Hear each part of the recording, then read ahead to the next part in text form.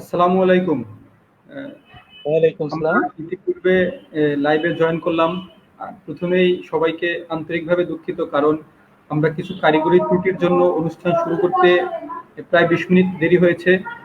তো আমরা চেষ্টা করছি আজকের অনুষ্ঠানের প্রধান অতিথি, যার জন্য আমরা এতক্ষণ অপেক্ষা করছি, তিনি আমাদের সাথে যুক্ত হবেন। আমাদের সাথে যুক্ত হবেন বাংলাদেশ ক্রীড়া শিক্ষা প্রতিষ্ঠান বাস্কেটবলের চিফ কোচ ছিলেন জনাব আলী আসগর খান। তিনি যুক্ত হবেন আমাদের সাথে। এখন ইতিপূর্বে যুক্ত হয়েছে বাংলাদেশ ক্রীড়া প্রতিষ্ঠান বিকেএসপির সাবেক কোচ, বর্তমান খুলনা জেলা ক্রীড়া সংস্থার কোচ জনাব মোহাম্মদ সাইফুল আলম স্বপন স্যার। আমরা তাকে অনুষ্ঠানে আমন্ত্রণ জানাই। আমাদের সাথে যুক্ত হয়েছে খালেদ মাহমুদ আকাশ, বর্তমান কোচ বাস্কেটবল বাংলাদেশ ক্রীড়া শিক্ষা প্রতিষ্ঠান। আমরা প্রথমেই সাইফুল আলম স্বপন স্যারের কাছে যাব। স্যার, আমরা অনেক চেষ্টা করেছি অনুষ্ঠানটা নির্দিষ্ট সময় শুরু করতে, কিন্তু আমাদের কারিগরি ত্রুটির জন্য প্রায় 20 মিনিট দেরি হয়েছে। তো আহ, আপনি কিভাবে বাস্কেটবল খেলায় আসেন এবং বাস্কেটবলের শুরুটা কিভাবে, সেই বিষয়ে একটু বলেন।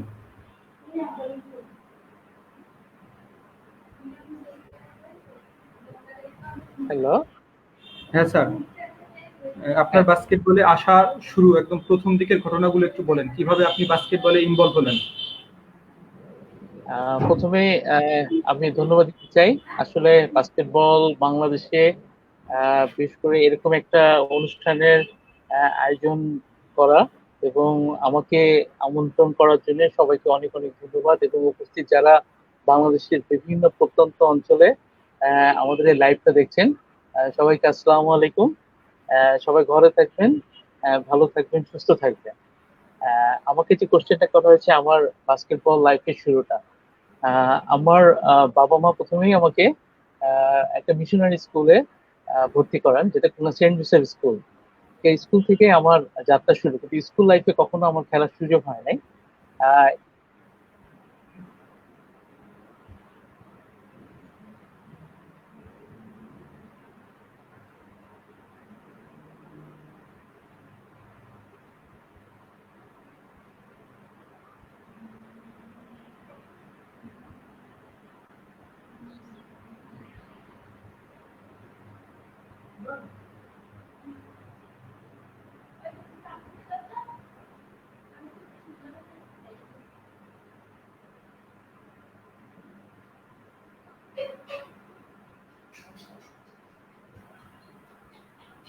হ্যালো।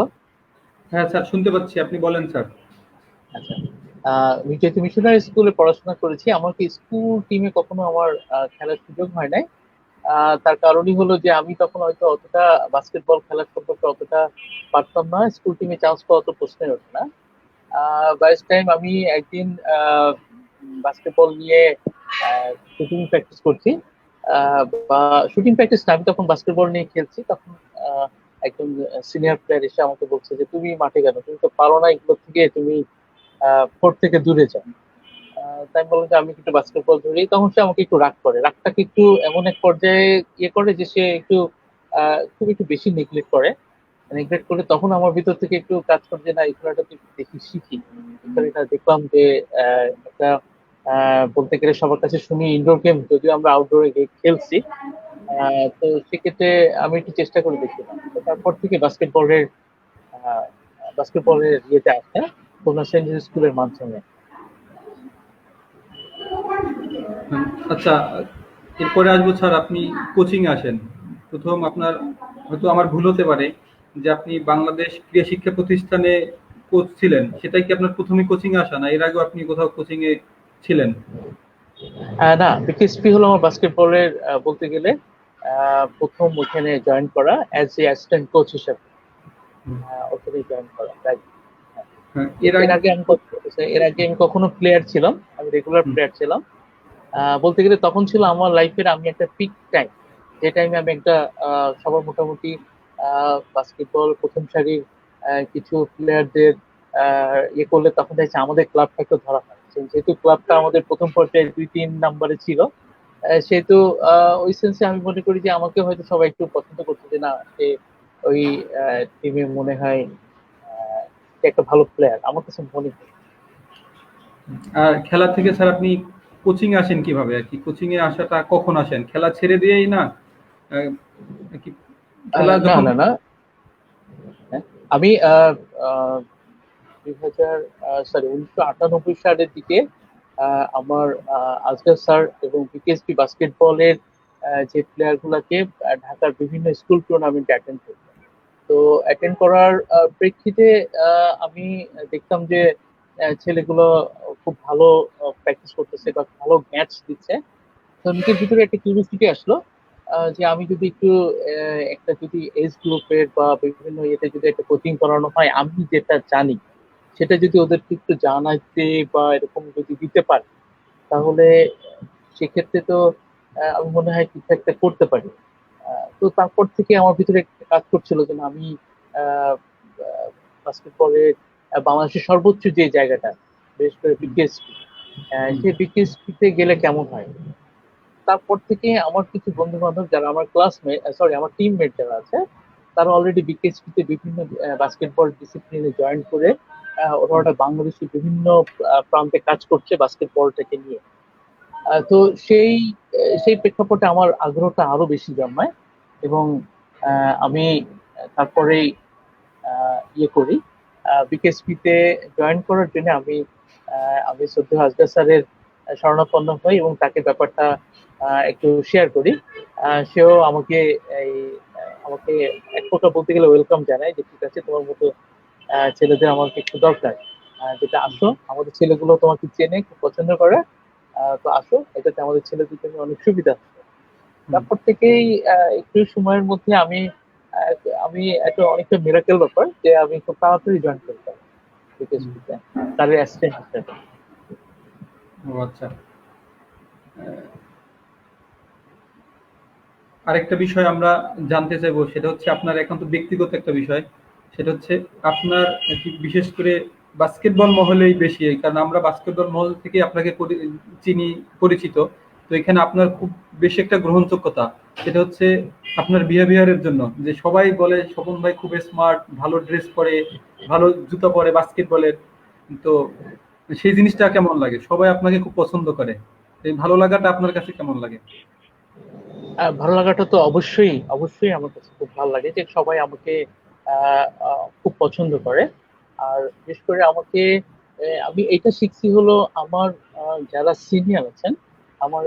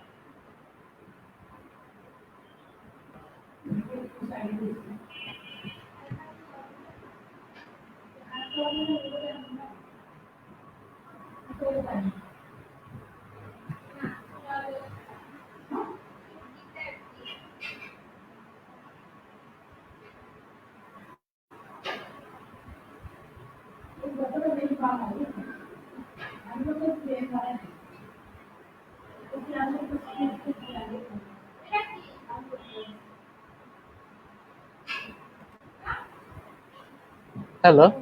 হ্যাঁ স্যার, শুনতে পাচ্ছি, বলেন স্যার। আহ, তো আমি তো যেহেতু পড়াশোনা করেছি খুলনায়, আমাদের আহ, আমাদের খুলনার মধ্যে যারা বাস্কেটবলের সব থেকে বেশি জনপ্রিয় এবং যাদের মাধ্যমে বাস্কেটবল খেলা শিখছি, যেমন ধরেন মরহুম মঞ্জু ভাই, উনি 3 বছর আগে হ্যাঁ, 3 বছর আগে ইন্তেকাল করেছেন। তার অবদান আসলে মানে অন্য জায়গায়। তারপরে সেলিম চৌধুরী ভাই আছেন, আমাদের খুলনার তাহিদ ভাই আছেন, যাদের কাছ থেকে আমি খেলা শিখছি। মূলত সবাই যে জিনিসটা বলছে যে তোমাকে যদি ভালো প্লেয়ার হতে হয়, সবার আগে এই কাজটা করতে হবে, তোমাকে একটু ভালো মানুষ হতে হবে। এবং তুমি যখন কাউকে রিপ্রেজেন্ট করবা এবং কারোর সাথে যখন কথা বলবা, সে তোমার কথার উপরে প্রথমেই যেন এমন ইয়ে হয়, এমন না হয় যে এমন হয় যেন তোমার কথাকে সে অনেকটা ইয়ে হয়, যে আগ্রহ জন্মায় যে আমি এনার মতো উম, হতে চাই, বা এনার মতো খেলা শিখতে চাই, বা এনার মতো মানুষ হতে চাই। তোমাকে সবার আগে করতে হবে ডিসিপ্লিন। তো ডিসিপ্লিনটা আগে জানতে হবে, তারপর তুমি ডিসিপ্লিন ভালো করলে তুমি খেলাতে আসবে। কারণ যখন তুমি কোথাও রিপ্রেজেন্ট করবা, তুমি তাদের সাথে যখন কথা বলতে যাবা, তখন কিন্তু তোমাকে প্রথমে তার ডিসিপ্লিনটাকেই তারা বেশি ফলো করবে। তারপরে এইভাবেই তাদের কাছে শিখায়, এবং তাদের খেলাধুলা শেখা সবকিছু তারা অনেক আগ্রহ নিয়ে শেখায় আমাকে। বাট তার তারপর থেকে জিনিসটাকে আমি ধরে রাখছি। এটাই হয়তো তাদের অনুপ্রেরণায় আজকে হয়তো আমি এটা আজকে যে কথা বলছি, এটা কিন্তু তাদের অনুপ্রেরণা। ওকে, ধন্যবাদ। এবার আরেকটা বিষয় জানতে চাইবো যে বাস্কেটবল তো অনেক বছরে খেলছেন, কোচিং করিয়েছেন, আপনার অনেক একদম ডিরেক্ট স্টুডেন্ট যারা ন্যাশনাল টিমে খেলছে। তো ওই বাস্কেটবল থেকে আপনার কি দুইটা বিষয় জানতে চাইবো যে সব থেকে আফসোস কি আর সব থেকে প্রাপ্তির জিনিসটা কি। প্রথমে আপনি একটু আফসোসের বিষয়টা বলেন, যে তারপরে আমরা প্রাপ্তিতে পরে আসি। আচ্ছা, আফসোস ব্যাপারটা বাস্কেটবলে আফসোসের আসলে অনেক আফসোসই এক প্রকার বলতে গেলে আছে। আমাদের বাস্কেটবলটাকে কেন ডেভেলপ হয় না, এটা আমার একটা খুব একটা আফসোস। বাংলাদেশে যদি বাস্কেটবলটাকে ধরা হয়, প্রথমে বলতে হবে যেহেতু লাস্ট ইয়ারের রেজাল্টের উপর ডিপেন্ড করে, সেক্ষেত্রে চিটাগাং 1, ঢাকা 2, রাজশাহী 3, খুলনা 4। সেই সেই ক্ষেত্রে আহ আহ, খুলনা 4। তো সেক্ষেত্রে দেখা যায় যে এই চারটা ডিভিশনে বাস্কেটবল খেলাটাকে ধরে রাখছে। কিন্তু আমার যশোর, চাঁদপুর এও হয়তো কিছুটা ধরে রাখছে, দিনাজপুরও ইদানিং কিছুটা ধরে রাখছে। এরপরে আর কোনো ডিস্ট্রিক্ট বা কোনো ইয়েতে আমরা তেমন কোনো কিছুই দেখি না। আমরা আফসোসটা আসলে ওই জায়গায় যে আমরা বাস্কেটবলটাকে এখনো সেইভাবে মানুষের কাছে পরিচয় করে দিতে পারি না। আমরা বিভিন্ন টুর্নামেন্টে যাকে দেখি, পরবর্তী টুর্নামেন্ট আসলে আমরা ঘুরে ফিরে তাকেই দেখি, আমরা নতুন কোনো প্লেয়ারকে আমরা দেখি না। তো এটা একটা আমার ভিতরে একটা চরম একটা আফসোস রয়ে গেছে। যে বিশেষ করে আমার মনে পড়ে যে আমি এই বছর শীতকালে ইন্টার স্কুল বাস্কেটবলের জন্য আমার বরিশাল যেতে হয়। তা বরিশালে আসলে দেখলাম বরিশাল মানুষরা, বরিশালে কোনো বলতে গেলে ওদের কোনো বাস্কেটবল কোনো ইয়েতেই নাই, ওরা বাস্কেটবল সম্পর্কে ওদের কোনো ধারণাই নাই। ওদের কোনো বাস্কেটবল প্লেয়ারও তৈরি হয় না, ওরা বাস্কেটবল সম্পর্কে ওরা কখনো জানার আগ্রহ প্রকাশ করে না। কারণ ওরা এই ব্যাপারে কাদের সাথে শেয়ার করবে, কাকে এটা দায়িত্বটা নিবে, ওদের ওখান থেকে কোনো প্লেয়ারও বেরোয় না। সে কারণে বরিশাল সেক্টরটা অফ দিলাম, সিলেট সেক্টরটা পুরোটাই অফ। রংপুর বিভাগ, রংপুর ক্যান্ট পাবলিকে কিছু ছেলে বাস্কেটবল খেলে। এছাড়া রংপুর জেলা ক্রীড়া সংস্থা বা এইসবের দিক থেকে বাস্কেটবলের কোনো ইয়েই নাই। আর মূলত এত কিছুর পরেও একটা জিনিস শেয়ার না করে নয়, সেটা হলো যে বাংলাদেশে বাস্কেটবলটা অনেকটা এক প্রকার ডেড গেম। এটাকে আমরা কেন জানি রাইজ করতে পারি না। আমরা সবাই অনেক জি, চেষ্টা করি, কিন্তু ঠিক। বাস্কেটবলটাকে রাইজ করতে পারছি না। আচ্ছা, এবারে আপনার বাস্কেটবল থেকে প্রাপ্তি নাকি কোন জিনিসগুলো ভালো লাগে, মনে পড়লে ভালো লাগে, কি কি অর্জন আছে, কি আপনার প্রাপ্তিটুকু বলেন, বাস্কেটবল আপনাকে কি দিয়েছে এইসব। বাস্কেটবলের প্রাপ্তি তো আসলে এক কথায় অনেক। আমি মূলত বাস্কেটবলটাকে যখনই আসি, সাধারণত আহ, বাস্কেটবলে বাবা মার অনুপ্রেরণা খুব থাকে। আমার বাসারও এরকম অনুপ্রেরণা আছে বলে আমি বাস্কেটবলটাকে আজকে খেলতে পারছি। আমার বাসায় যদি অনুপ্রেরণাটা না থাকতো, তাহলে আমি কখনো বাস্কেটবল হিসেবে স্বপ্ন হিসেবে কখনো পরিচয় হতে পারতাম না। তো সেক্ষেত্রে আমার বাবা মাকে আমাকে অনেক অনেক ধন্যবাদ যে বাস্কেটবলটাকে আমি যখনই খেলতে চাইছি বা খেলা আগ্রহ প্রকাশ করেছি, তারা সবসময় আমাকে সেটাকে সুযোগ করে দিয়েছে এবং আমাকে খেলার ব্যাপারে অনেক ইন্সপায়ার করেছে। এবং যার কারণে বাস্কেটবল হয়তো বা আমি সেই পর্যায়ে এসে খেলতে পারছি, সেই পর্যায়ে গেছি। এটাই হলো আমার বাবা মা থেকে আমার সব থেকে বড় প্রাপ্তি, যে আমি তাদের কাছ থেকেই সবকিছু পেয়েছি। ওকে, এরপরে আসবো একটা বিষয়, কোচ হিসাবে আপনার খুব সুনাম আছে, যে বেশ জনপ্রিয় সবাই। আমরা বিশেষ করে ইউনিভার্সিটি লেভেলে অনেক প্লেয়ার আছি যাদের কাছে আপনার একটা বেশ গ্রহণযোগ্যতা। আহ, তাছাড়া অনেক সিনিয়র প্লেয়ার যারা আছে, ভাই বাপ্পি ভাই, এই নাহিদ ভাই, রুম্মান ভাই, এরা সবাই আর কি আপনার এরকম বলে যে আমাদের মেন্টর আছে। তো এই জিনিসটা আপনার কাছে কেমন লাগে যে আপনার সব মহলে একটা বেশ গ্রহণযোগ্যতা? আর বিকেএসপি সিনিয়র প্লেয়ারদের ক্ষেত্রে তো আরো বেশি আছে। আমরা এর আগে একটা প্রোগ্রাম করেছি, প্রথম প্রোগ্রাম, ওইখানে ছিল বাংলাদেশের অন্যতম একজন সেরা শুটার বাস্কেটবলের, সেতু ভাই। তো ওই দিন তিনিও আপনার বিষয়ে বলেছেন। তো এই আপনার এই বিষয়টা কেমন লাগে যে সব মহলে আপনার একটা গ্রহণযোগ্যতা?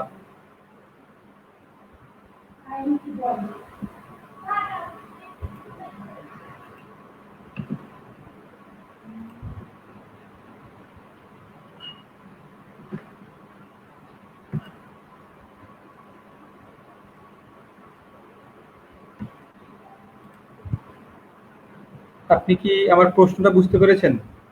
না, প্রশ্নটা একটু আরেকবার করলে ভালো হয়। সেটা হচ্ছে যে অ্যাজ এ কোচ হিসাবে আপনার সব মহলে বেশ গ্রহণযোগ্যতা আছে। এই আচ্ছা। ইউনিভার্সিটি গেমসের এই লেভেলে, তারপরে জুনিয়র স্কুল স্কুল লেভেল বাস্কেটবলে, আর বিকেএসপির যারা সিনিয়র প্লেয়ার ছিলেন বিশেষ করে তাদের মধ্যে আর কি আপনার আর কি তারা খুব সুনাম করে আপনার। আমরা গত প্রোগ্রামে বাংলাদেশের একটা অন্যতম বাস্কেটবলের একজন শুটার যে সেতু ভাই ছিলেন, উনি বলেছেন যে আপনার কথা। তো এই সবার কাছে এই ভালো লাগা যে কোচ হিসাবে একটা বেশ সুনাম, এটা আপনার কাছে কেমন লাগে? এটা অবশ্যই অবশ্যই খুব ভালো লাগে, এটাই আসলে অ্যাচিভমেন্ট। আসলে আমি কি দিতে পারছি, আমি আমি কিভাবে দিতে পারছি, আর তারা কিভাবে নিয়েছে। একটা কোচ মানে কোচের আসলে ডিসক্রিপশনটা কিন্তু অনেক বড়। আমি নিজেকে কখনো একটা ভালো কোচ মনে করি না।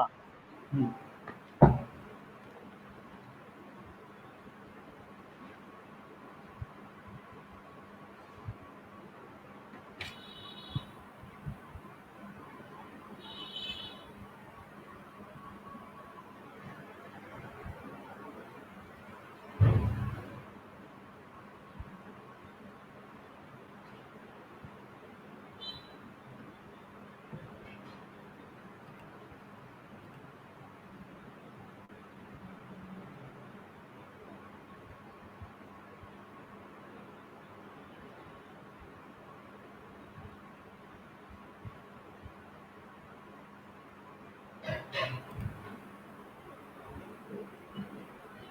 তো আমি নিজেকে হ্যাঁ বলেন, শুনতে পাচ্ছি।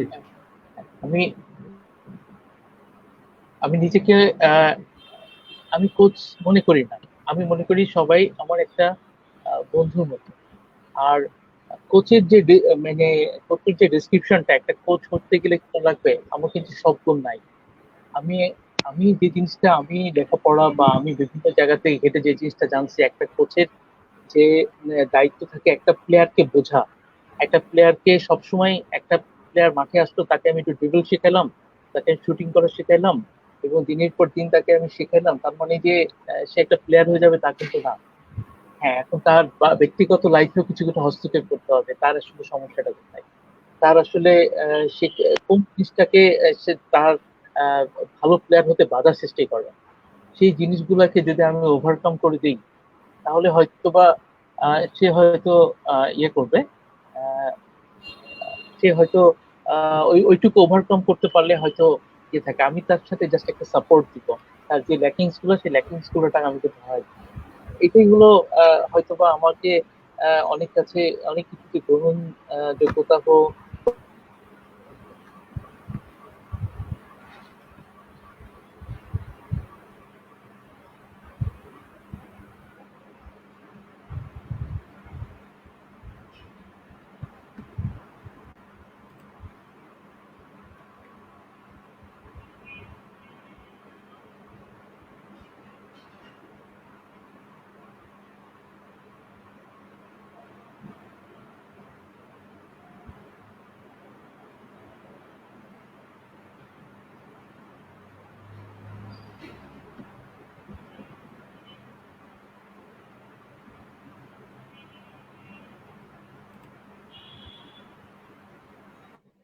আহ, আমার হয়তো এই ডিফারেন্ট একটা চিন্তা ভাবনা, ডিফারেন্ট হয়তো একটা মেন্টালিটির কারণে হয়তো অনেক প্লেয়ারদের কাছে একটু নতুনত্ব হয়তো মনে হচ্ছে।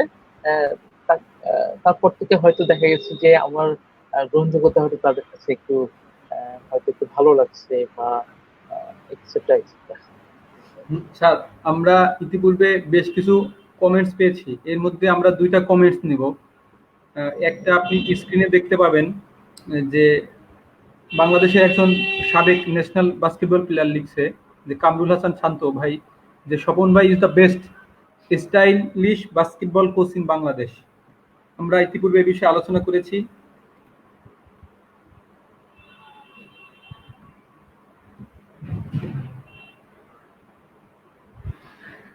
নেটওয়ার্কের সমস্যা। স্যার, শুনতে পাচ্ছেন?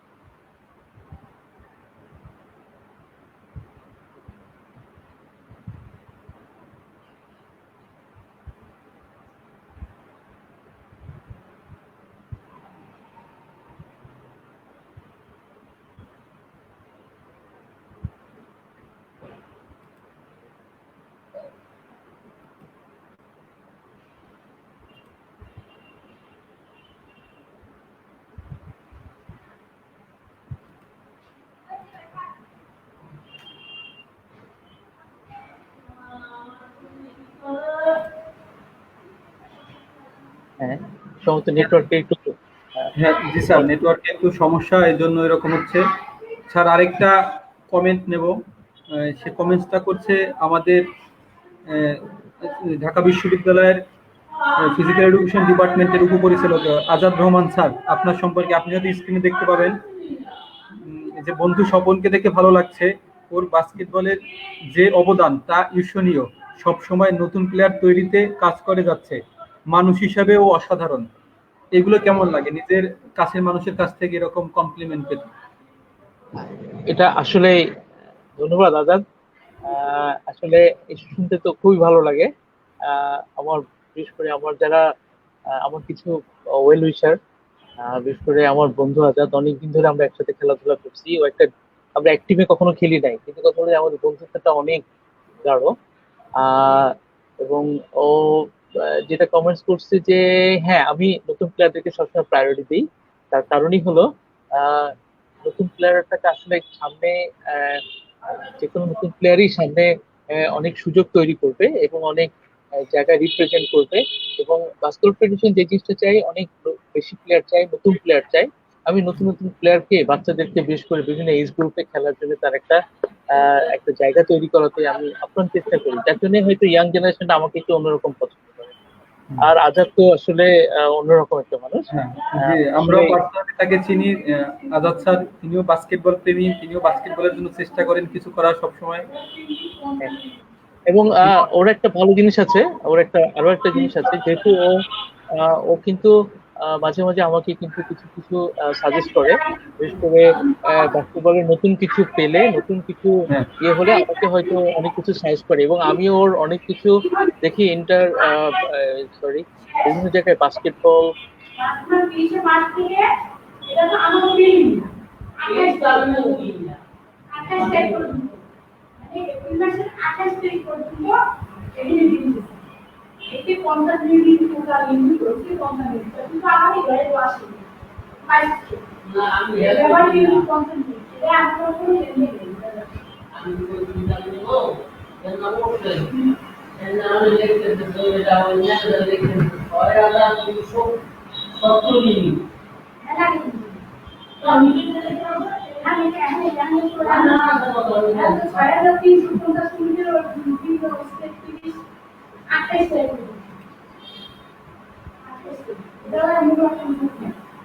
আমরা আন্তরিকভাবে খুবই দুঃখিত স্যার, আজকে নেটওয়ার্কে খুব সমস্যা হচ্ছে। আহ, তো আপনি আরেকটু কিছু বলেন আজাদ স্যার সম্পর্কে।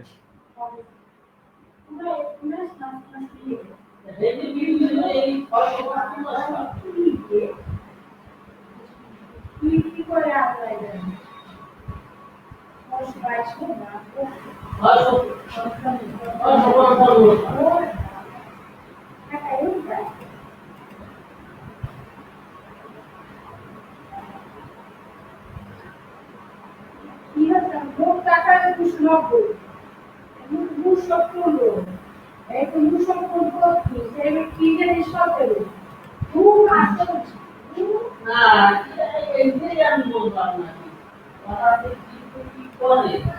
যে আমরা আজগর স্যারকে পেয়ে গেছি আজকের আমাদের আজকে সব থেকে বড় চমক। আহ,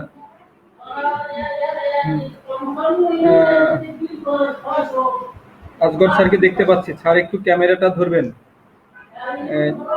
সবাই ধরতেছে আমাকে। স্যার আপনি এবার ঠিক আছেন, আমাদের সাথে কানেক্টেড আছেন স্যার। এরকম আপনি আর ব্যাক স্পেস দিবেন না, তাহলে সব রিমুভ হয়ে যাবে। আমরা আপনাকে দেখতে পাচ্ছি। আমাকে আপনারা দেখতেছেন তো? হ্যাঁ দেখতে পাচ্ছি, কিন্তু ক্যামেরায় অন্য কিছু দেখা যাচ্ছে। আপনার কথা শোনা যাচ্ছে, আমরা অন্তত আপনার কথাটুকু শুনতে চাই, যাতে আমাদের অনুষ্ঠানটা চলতে ঠিক পারে। আছে স্যার আপনি ঠিক আছে, কথাই হ্যাঁ কথাই থাকুক, আপনি আমাদের সাথে থাকবেন, আপনি ডিসকানেক্ট হবেন না। আমরা অনুষ্ঠানটা আবার নতুন করে শুরু করার চেষ্টা করব, কারণ আমরা খুবই খুশি আপনাকে পেয়ে। আমরা প্রায় 20 মিনিট পরে শুরু করছি শুধু আপনাকে কানেক্ট করার জন্য। তো আমরা আবার সবাইকে নিয়ে একবারে কথা বলা শুরু করি। ওকে স্যার, ইতিপূর্বে অনেকগুলো কমেন্টস আসছে আর সবাই আপনাকে দেখতে চাচ্ছে, তো আমরা আপনাকে একটু ফর্মালি স্বাগতম জানাই। যারা এই মুহূর্তে আমাদের এই অনুষ্ঠান দেখছেন সবাইকে আবার নতুন করে স্বাগতম জানাই, কারণ ইতিপূর্বে আমাদের সাথে যুক্ত হয়েছেন বাংলাদেশ বাস্কেটবলের বাংলাদেশ ক্রীড়া শিক্ষা প্রতিষ্ঠান বিকেএসপির বাস্কেটবলের প্রথম চিফ কোচ এবং বাংলাদেশের অনেক বাস্কেটবল প্লেয়ার তৈরির কারিগর, কিংবদন্তি বাস্কেটবল কোচ, যার হাত ধরে তৈরি হয়েছে বিকেএসপির প্রথম ব্যাচ থেকে আমজাদ, দীপু, শরীফ, তন্ময়, আমিনুল, রাজীব, শাওন, শরীফ, ফারুক, রিয়াদ, সাকিব, শাকিব খান, মানিক মিয়া, পিয়াল, মামুন, সুব্রত, রূপক, শুভ, আরফান, শিশির, শাহিন, বুলবুল, বাংলাদেশের অন্যতম বিখ্যাত খেলোয়াড় ইমরান, বাপ্পি, আফসান, মাসুম, জিল্লুর, শাহিন, সাজু, খাক্কান, কামরুল, আতিক, সেতু, সুমন, এরকম অনেক প্লেয়ার। সেই সকল খেলোয়াড়ের কিংবদন্তি কোচ মোহাম্মদ আলী আসগর খান স্যারকে এই অনুষ্ঠানে আসার জন্য আন্তরিক শুভেচ্ছা এবং অভিনন্দন জানাচ্ছি। স্যার আমাদের শুনতে পাচ্ছেন? হ্যাঁ আমি শুনতে পাচ্ছি। হ্যাঁ স্যার, এখন প্রথমে আপনার কাছে আসবো। আমরা ইতিপূর্বে অনেক আলোচনা করেছি, তো আপনি একটু শুরু করবেন স্যার। বাস্কেটবল তো আপনি প্রথম বিকেএসপিতে শুরু করেন, আপনার হাত ধরেই শুরু হয়। তো সেই শুরুর গল্পটা কিভাবে শুরু হলো সেই বিষয়ে একটু বলেন, সবাই শুনতে পাচ্ছে আপনার।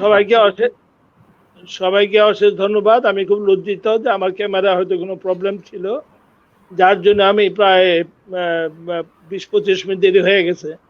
এনিওয়ে, তবুও লাস্টলি কানেক্টেড হয়েছে, আমি খুব লজ্জিত।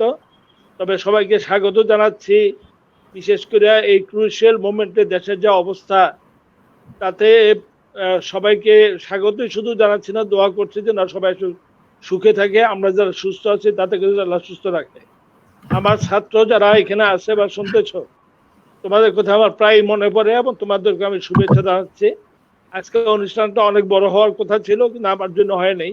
যাই হোক, বিকেএসপি একটা আন্তর্জাতিক মানের প্রতিষ্ঠান।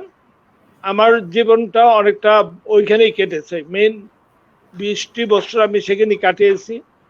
বিকেএসপিটা শুরু হওয়ার আগে আমি ঠিক জানতাম না বিকেএসপিটা কি। আমার এক ফ্রেন্ড ছিল কর্নেল, পরে ব্রিগেডিয়ার হয়েছে, ওনার সাথে আবার হঠাৎ করে রাস্তায় দেখা। উনি আমাকে বললো যে আপনি বিএএস এ চাকরি করতে যান না কেন? তারপরে বিএএস এটা আবার কি? তো উনি আমাকে বললেন বাংলাদেশ ক্রীড়া শিক্ষা প্রতিষ্ঠান, ওদের ডিজি আছে কর্নেল হান্নান, আপনি জান, আপনি ওইখানে চিফ কোচ হিসেবে চাকরি করেন। তো জাস্ট ওই কথার উপরে আমি চলে গেছি। তখন ঠিক জানতাম না। যাওয়ার পরে ইন্টারভিউ দিলাম, ভালো করলাম, চিফ কোচের চাকরি দিলাম। কিন্তু দুর্ভাগ্যবশত যা হয়, সিনিয়র কোচের দায়িত্ব পাইলাম, কিন্তু তখন বাস্কেটবল গেম ওপেন করা হয় নাই। শুধু প্রথমে আমি ওপেন করলাম ফুটবল এবং হকি। এবং এসএস সাহেব তখন মার্শাল অ্যাডমিনিস্ট্রেটর ছিলেন, তিনি পহেলা বৈশাখের দিন ওইটা ওপেন করলেন। তো আমরা অত্যন্ত জাঁকজমকপূর্ণভাবে আরম্ভ করেছিলাম, কিন্তু কোনো কনস্ট্রাকশন মাত্র চলতেছে। তো আমরা মাত্র 35 জন ছেলে নিয়ে আরম্ভ করেছিলাম। তারপরের বছর ক্রিকেট খোলা হলো, তার সাথে অ্যাথলেটিক্স খোলা হলো, কিন্তু আমি সবগুলি গেমের চিফ কোচের দায়িত্বই পালন করতেছিলাম।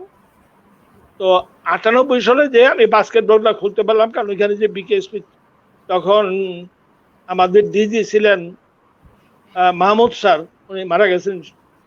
তো উনি বাস্কেটবলে আমার প্লেয়ার ছিলেন, তো উনি খুব ইন্টারেস্টেড ছিলেন বাস্কেটবলটা যেন করা হয় আর কি।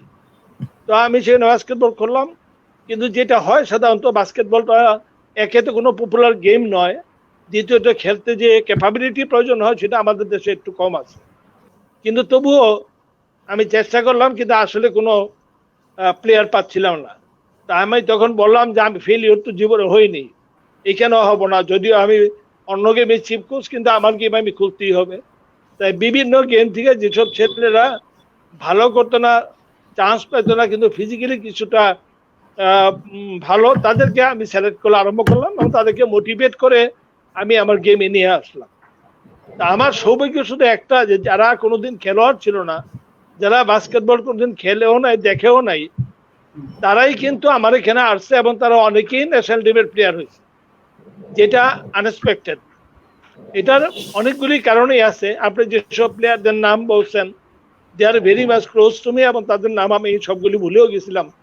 তাদেরকে আমি যেভাবে ট্রিট করেছি, যেভাবে কোচিং দিয়েছি, সেটি হলো অ্যাকচুয়ালি আমার ক্যাপাবিলিটি, অথবা এটি হলো তাদের প্রাপ্য, যে আমি শুধু খেলোয়াড় হিসেবে তৈরি করার জন্য একটা টেকনিক শিখাবো, ওই কোচ আমি ছিলাম না। আমার আইডিয়া ছিল to make a Norman human being, and secondly to make him a national hero. তাতে যে প্রাইমারি স্টেজে তাদেরকে যে শিক্ষাটা দেওয়া দরকার ছিল, যেটা হয়তো এখন অনেকেই ভালো বলে চিন্তা করেন না, আমি কিন্তু সেগুলোর উপরে জোর দিয়েছিলাম।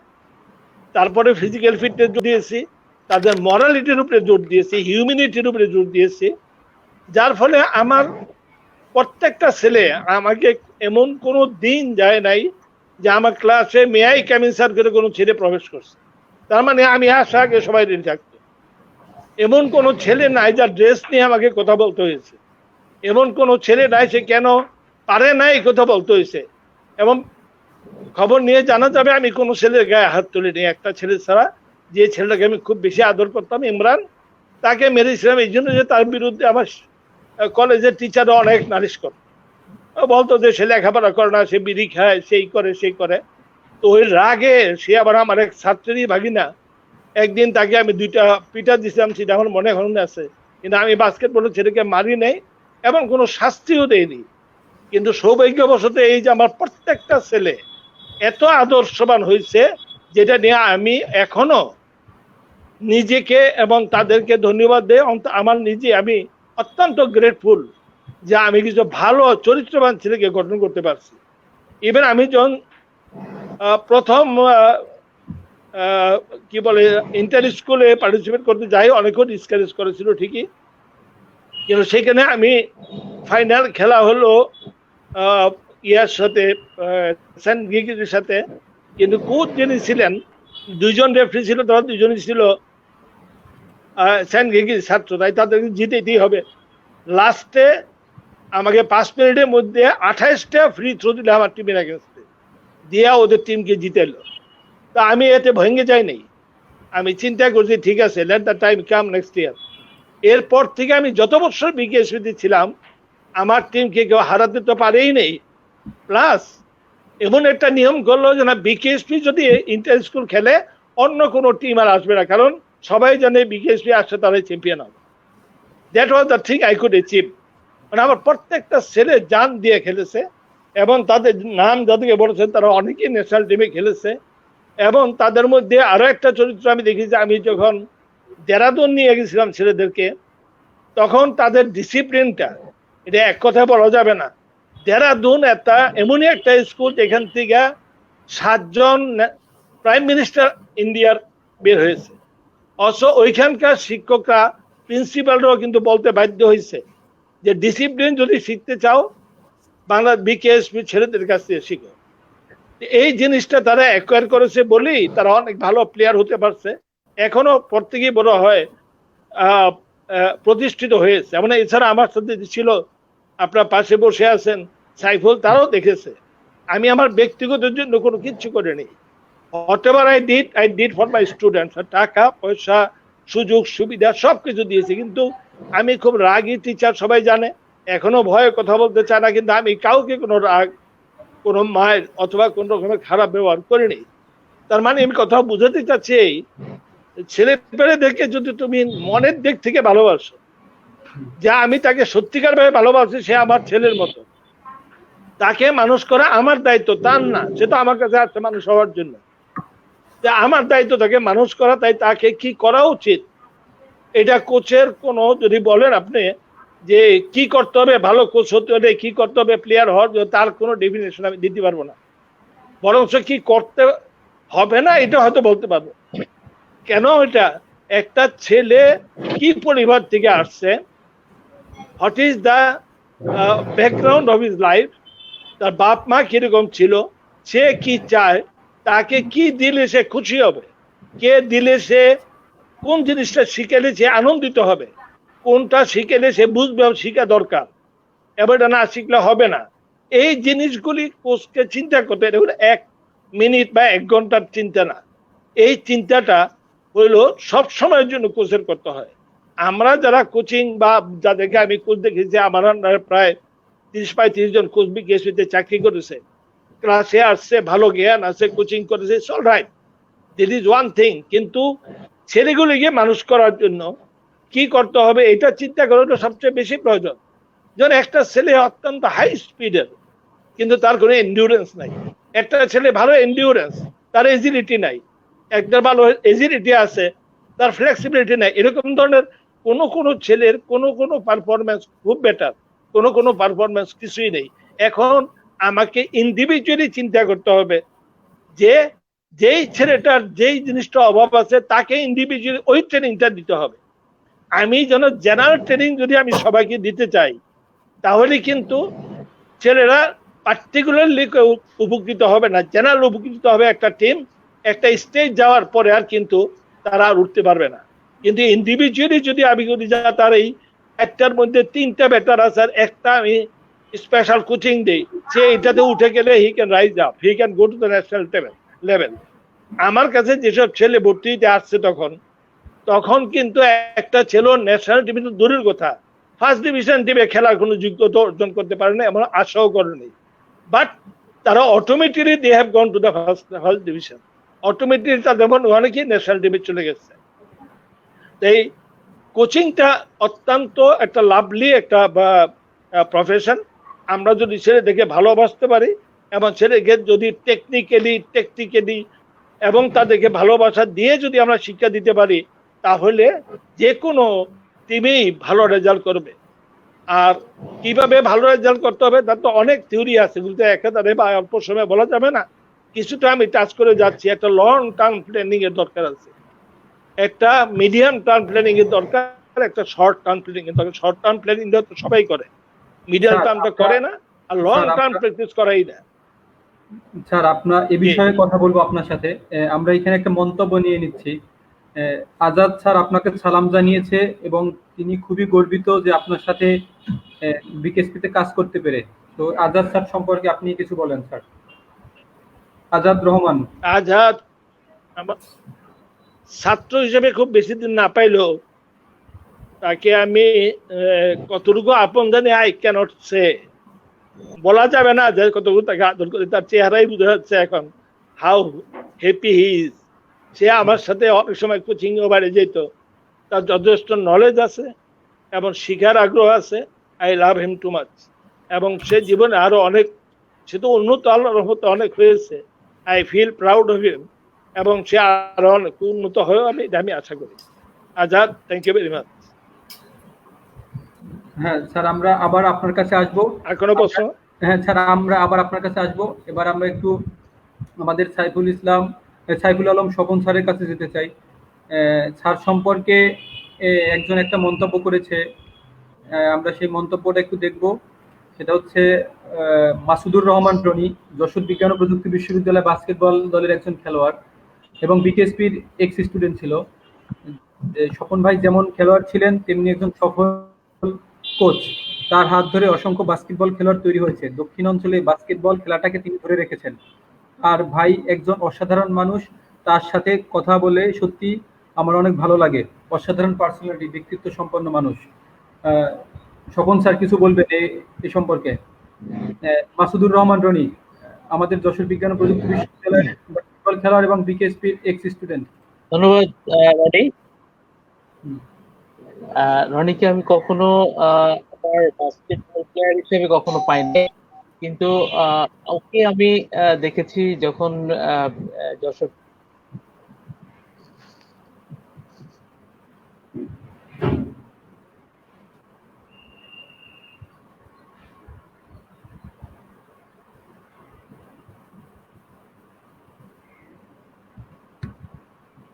আমরা হয়তো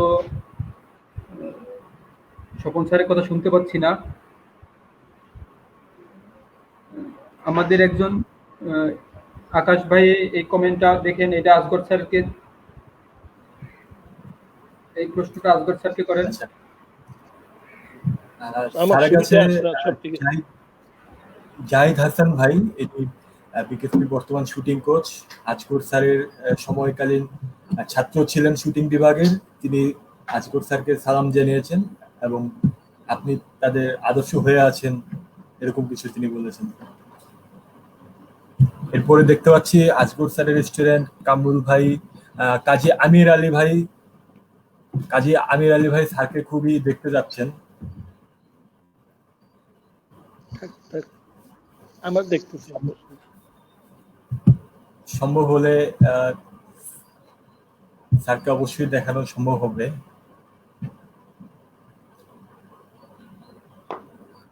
আজগর স্যারের কাছে আমার একটা কোশ্চেন ছিল।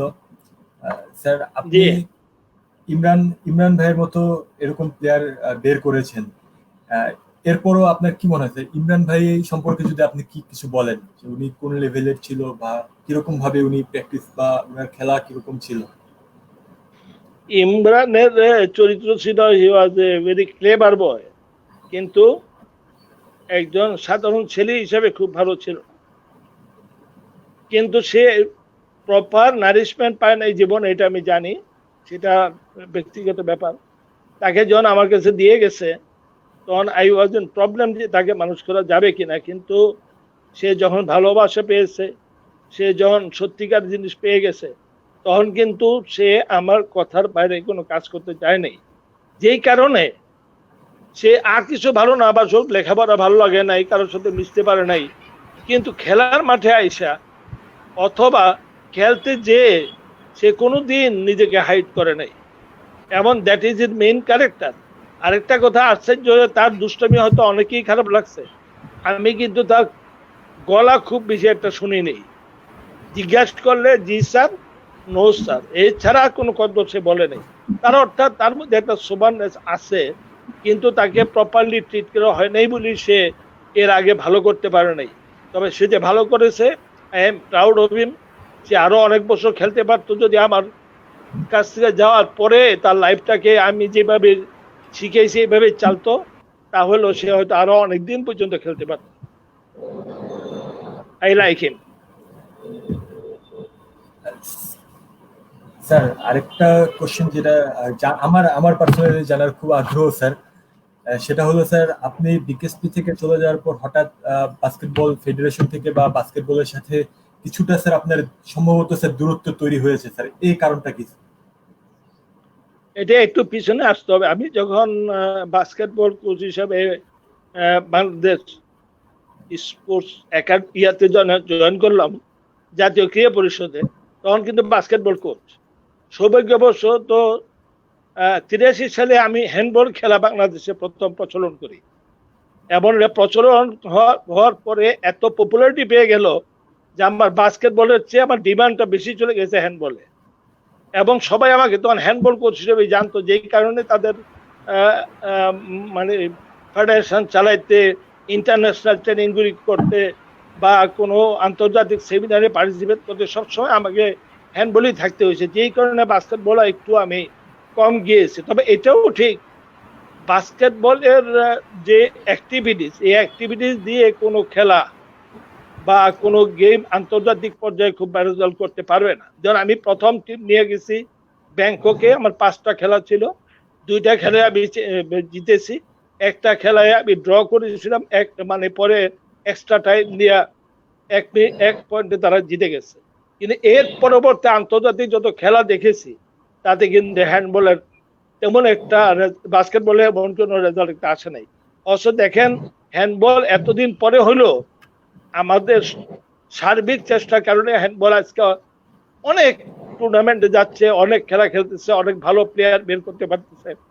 তো বাস্কেটবলে যেহেতু ডিমান্ড কম, বাস্কেটবলে যেহেতু চাহিদা কম, বাস্কেটবলে যেহেতু কোনো ফিউচার নাই, সেই কারণেই হয়তো বাস্কেটবলে একটু কম আসা। সেকেন্ডলি হলো, আমি কিন্তু ব্যক্তিগতভাবে কুমিল্লা কলেজ অফ ফিজিক্যাল এডুকেশনের প্রতিষ্ঠাতা, বাংলাদেশ স্পোর্টস একাডেমির প্রতিষ্ঠাতা, ময়নামাটি বিএড কলেজের প্রতিষ্ঠাতা, যেই কারণে আমি কিন্তু আমার নিজস্ব প্রতিষ্ঠানগুলির উপরে একটু জোর দিয়েছি বিকেএসপিতে যাওয়ার পরে। এছাড়াও আমি কিন্তু আন্তর্জাতিকভাবে আন্তর্জাতিক কোচ হিসাবে, রেফারি হিসাবে বাস্কেটবলে, হ্যান্ডবলে বিভিন্ন দেশে চলাফেরা করেছি। তবে ইন্টারনালি বাস্কেটবল ফেডারেশনের সাথে তেমন এটার যুক্ত হওয়ার সুযোগ আমার ছিল না। স্যার, আপনার এই স্টুডেন্ট সাবেক বাংলাদেশ বাস্কেটবল জাতীয় দলের সাবেক খেলোয়াড় মানিক স্যার, মানিক পিটিপি, তিনি বলছেন যে আপনাকে তিনি বাবা মার মতোই পেয়েছেন, এই ভালোবাসা তার থেকে। স্যার, এরকম যেহেতু আমি তাকে ছেলে হিসাবে পেয়েছি, তাই সে আমাকে বাবা হিসাবে পাবে, স্বাভাবিক, কারণ he got love from me. আমি তাকে এবং তার ফ্যামিলিকে অত্যন্ত স্নেহ করতাম এবং সব ক্ষেত্রে সহযোগিতা করতাম, সেই জন্য সে আমাকে হয়তো খুব ভালো জানে আর কি। এটা অবশ্য আমার কোনো ক্রেডিট না, এটা তারা ভালো ছেলে, তাই হয়তো ভালো লোকের ভালো মনে করে। আপনার অ্যাচিভমেন্ট, এটা একটা বিশাল বড় achievement. Maybe, thank you very much. Sir, আপনার সময় স্যার বিকেএসপি দল ইন্ডিয়াতে all India Afzal Khan basketball tournament খেলতো এবং চ্যাম্পিয়নও ছিল। আমি একটু ইন্টারাপ্ট করি, খালেদ মাহমুদ আকাশ ভাই, আমাদের মাঝে একটা চমক আছে, আমরা দেখতে পাবো এখন আমাদের সাথে একজন নতুন স্যার জয়েন করছে, আজাদ রহমান স্যার, তাকে আমরা স্বাগত জানাই। হ্যালো, ধন্যবাদ। ওয়ালাইকুম আসসালাম, ভালো আছো তো?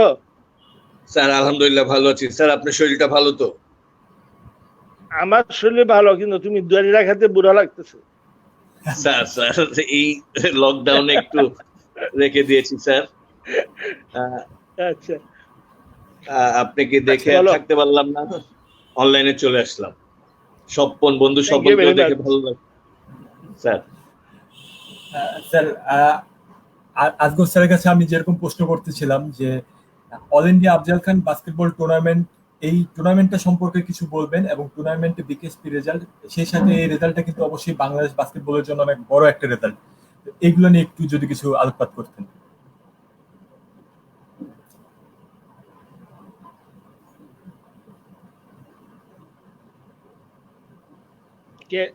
এটা কি আজাদকে বলছেন না আমাকে বলছেন? স্যার আপনাকে বলছি স্যার। ও আচ্ছা, সরি। হ্যাঁ, আফজাল খান টুর্নামেন্টটা আমাদের জন্য একটা মাইল ফলক ছিল বিকেএসপির বাস্কেটবলের, কারণ আমরা প্রায় 7 বার গেছি ওইখানে। তার অনেকগুলি কারণ ছিল। একটা ছিল তাদের ডিসিপ্লিন খুব ভালো ছিল। সেকেন্ড হলো তাদের সাথে খেলা দিয়েছে, তারা বিভিন্ন স্কুলগুলি, ওয়েল এস্টাবলিশড স্কুল, অনেক স্ট্যান্ডার্ড বাস্কেটবল খেলে। তো তাদের সাথে খেলতে যাই আমরা ভালো ফাইট দিতে হয়েছে। প্রথম 2 বছর আমরা কোন রকমে খেলে আসছি, তারপর থেকে আমরা বোধহয় 3 বার, 1 বার চ্যাম্পিয়ন, 2 বার রানার্স আপ হয়ে আসছি। তবে যেগুলিতে আমরা রানার্স আপ হয়েছি সেগুলিতে আমাদেরকে প্লেয়াররা রানার্স আপ করে নাই, ওই রেফারিরা রানার্স আপ করেছে। অনেক ক্ষেত্রে 13 মিনিট বেশি খেলায় রানার্স আপ করছে। তো এটা বললাম এই কারণে যে উই হ্যাড দ্যাট ক্যাপাবিলিটি আমার ছেলেদের মধ্যে, যে তারা জয় হওয়ার মতো যোগ্যতা ছিল। এবং আশ্চর্য এই যে এটা হয়তো আজাদও জানে, আমার ওই কোচও জানে যে আমার অনেক ছেলে আছে যারা প্রথমে খেলতে নামে লাস্টলি খেলে উঠে, যে বাস্কেটবলে কিন্তু এটা সম্ভব হয় না। আজাদও হয়তো পারে নাই কোনো সময়, সে ভালো প্লেয়ার ছিল বাস্কেটবলে, হ্যান্ডবলে, কিন্তু একদম প্রথম দিয়ে লাস্ট পর্যন্ত একেবারে খেলা যায় না, এন্ডুরেন্স এত বেশি প্রয়োজন হয়। কিন্তু আমার অনেক ছেলে ছিল ফার্স্ট টু লাস্ট কন্টিনিউয়াস খেলতে পারত।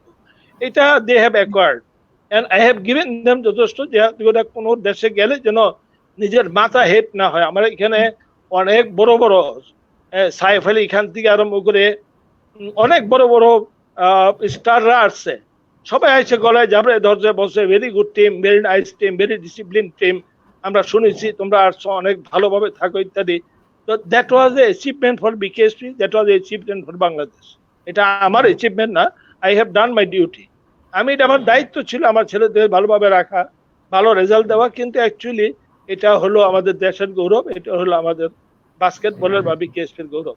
এবং আমার সাথে যারা ছিল স্বপন এবং আজাদ, যেটা সাধারণত বাংলাদেশের নিয়ম হলো 3-4 জন কোচ একসাথে হলে বিভিন্ন মানে ডিফারেন্স অফ মাইন্ড কাজ করে, কেউ কোনো ছেলেকে পছন্দ করে, কেউ কেউ করে না।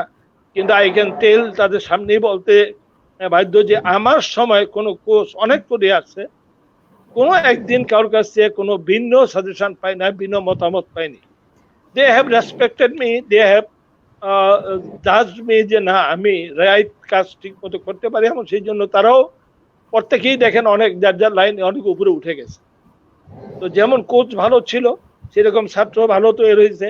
আমেরিকার থেকে বুলবুল আর তার বউ আমার দিকে তাকাই আছে, তো আমেরিকাতে সে থাকে, অথচ সে আমাকে প্রায় কল করে। তো এগুলি আমার কাছে ভালো লাগে। আমার এক ছেলে হঠাৎ করে টেলিফোন করলো, আমি বললাম তোমার গলা শোনা যাচ্ছে কি বাংলাদেশে? না আমি তো লন্ডনে এই মাত্র পৌঁছলাম। তো টেলিফোন করে প্রথমেই আপনাকে টেলিফোন করলাম যে আমি লন্ডন আসছি। তো that was my achievement, because I have taught them in that way. আমি ওইভাবেই শিখাইছি যে আমি অনেক ছেলেকে প্রমিস করাই, যদি তোমরা বাপ মাকে শ্রদ্ধা করতে না পারো তাহলে তোমরা আমার ছাত্র না, তদ্ভাবে শিক্ষককে শ্রদ্ধা করতে না পারলে তোমরা ছাত্র না। ছেলেরা এই জিনিসগুলি গ্রহণ করেছে, টিচাররা যারা ছিল তারা এগুলিকে অ্যাকসেপ্ট করেছে, এই জন্যই হয়তো এত কিছু করা সম্ভব হয়েছে। ধন্যবাদ স্যার।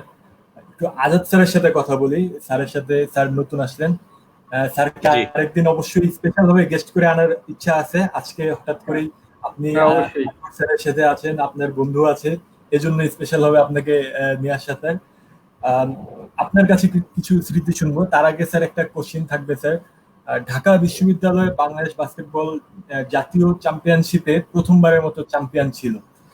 এখন বিশ্ববিদ্যালয়ে, আপনি একটা বিশ্ববিদ্যালয় ঢাকা বিশ্ববিদ্যালয়ে আছেন, এখন বিশ্ববিদ্যালয়ের অবস্থা কি এবং ফেডারেশন কিভাবে চাইলে আবার আগের মতো হেল্প করতে পারে, বা এই ঢাকা বিশ্ববিদ্যালয় বা অন্যান্য বিশ্ববিদ্যালয়গুলো আরো বেশি করে বিভিন্ন ন্যাশনাল চ্যাম্পিয়নশিপে অংশগ্রহণ করতে পারে, কি করলে এমনটা হবে? জি ধন্যবাদ আকাশ, এটা খুব রিলেটেড কোশ্চেন্স।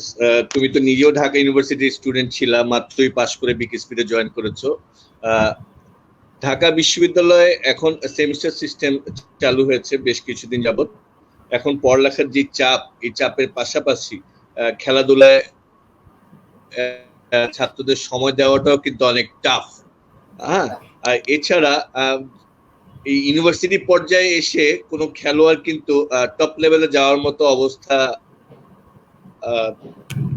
থাকে না, বয়সটাও থাকে না যখন ইউনিভার্সিটি স্কুল কলেজটা শিখায়। শুধু এখন প্লেয়ার্স কোটাতে চালু আছে, বিকেএসপির ছাত্ররা শুধু এখানে ঢুকতে পারে, এছাড়া আর কেউ কিন্তু প্রবেশ করতে পারে না। যেটা আগে ন্যাশনাল চ্যাম্পিয়ন ছিল ঢাকা ইউনিভার্সিটি, ওইখানে তখন কিন্তু ন্যাশনাল প্লেয়ার্স এর একটা কোটা ছিল, খেলোয়াড় কোটা ছিল, এবং যারা ইয়ুথ লেভেলও ছিল তারাও কিন্তু আসতে পারতেন। এখন কিন্তু সেই জিনিসটা নেই। এখন বিকেএসপির প্লেয়াররা ছাড়া আর কেউ ঢুকতে পারে না, তাও মিনিমাম কোয়ালিফাইং মার্কস যেটা রিটেন টেস্টে, সেটা না হলে সে ঢুকতে পারে না। এই কারণে কিন্তু আমরা অনেক প্লেয়ারদের হারাচ্ছি, ঢাকা বিশ্ববিদ্যালয়ে ভর্তি নিতে পারছি না। আর বাস্কেটবলের ঢাকা বিশ্ববিদ্যালয়ে ইন্টার ডিপার্টমেন্ট হয়, ইন্টার ইউনিভার্সিটিতেও পার্টিসিপেট করে। তবে অন্যান্য ইউনিভার্সিটিতে যদি বলি, আমি ইসলামিক ইউনিভার্সিটি, জাহাঙ্গীরনগর ইউনিভার্সিটি, ওইখানে কিন্তু বিকেএসপি থেকেই পাশ করা ন্যাশনাল প্লেয়ারদেরই কিন্তু তারা ছাত্র হিসেবে পেয়েছে। সো আমাদের যেখানে ন্যাশনাল প্লেয়ার নেই আর অন্যান্য ইউনিভার্সিটি 5 জন বা 6 জন ন্যাশনাল প্লেয়ার, তাদের সাথে কম্পিট করা কিন্তু কোয়াইট ডিফিকাল্ট। তো আমি আশা করব যে বিকেএসপি থেকে আরো ছাত্র যারা বের হচ্ছে তারা পড়ালেখার অবশ্যই জোর দিবে এবং মানে খেলাধুলার পাশাপাশি পড়ালেখাটা যদি জোর দেয় তাহলে আমরা কিন্তু ঢাকা ইউনিভার্সিটিতে ইজিলি নিতে পারি। এবং ঢাকা বিশ্ববিদ্যালয়ে পড়ার সবাই কিন্তু অপেক্ষায় থাকে, এই জন্য ঢাকা বিশ্ববিদ্যালয়ের সুযোগ পেলে আমরাও উপকৃত হবো এবং ঢাকা বিশ্ববিদ্যালয় ইন্টার ইউনিভার্সিটি তথা ন্যাশনাল কম্পিটিশনে কম্পিট করে সে পুনরুদ্ধার করতে পারবে বলে আমি বিশ্বাস করছি। ওকে, ধন্যবাদ স্যার। আমরা এবারে একটু আমাদের খুলনাতে যাব সাইফুল আলম স্বপন স্যারের কাছে।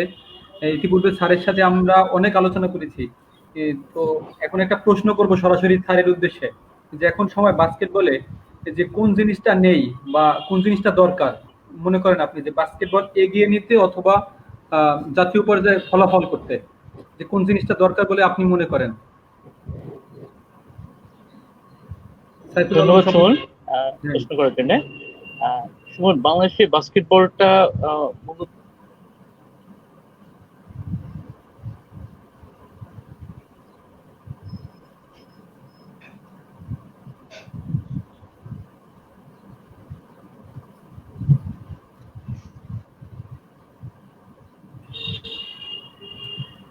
আমরা মনে হচ্ছে যে এখানে হ্যাঁ আবার আসছেন।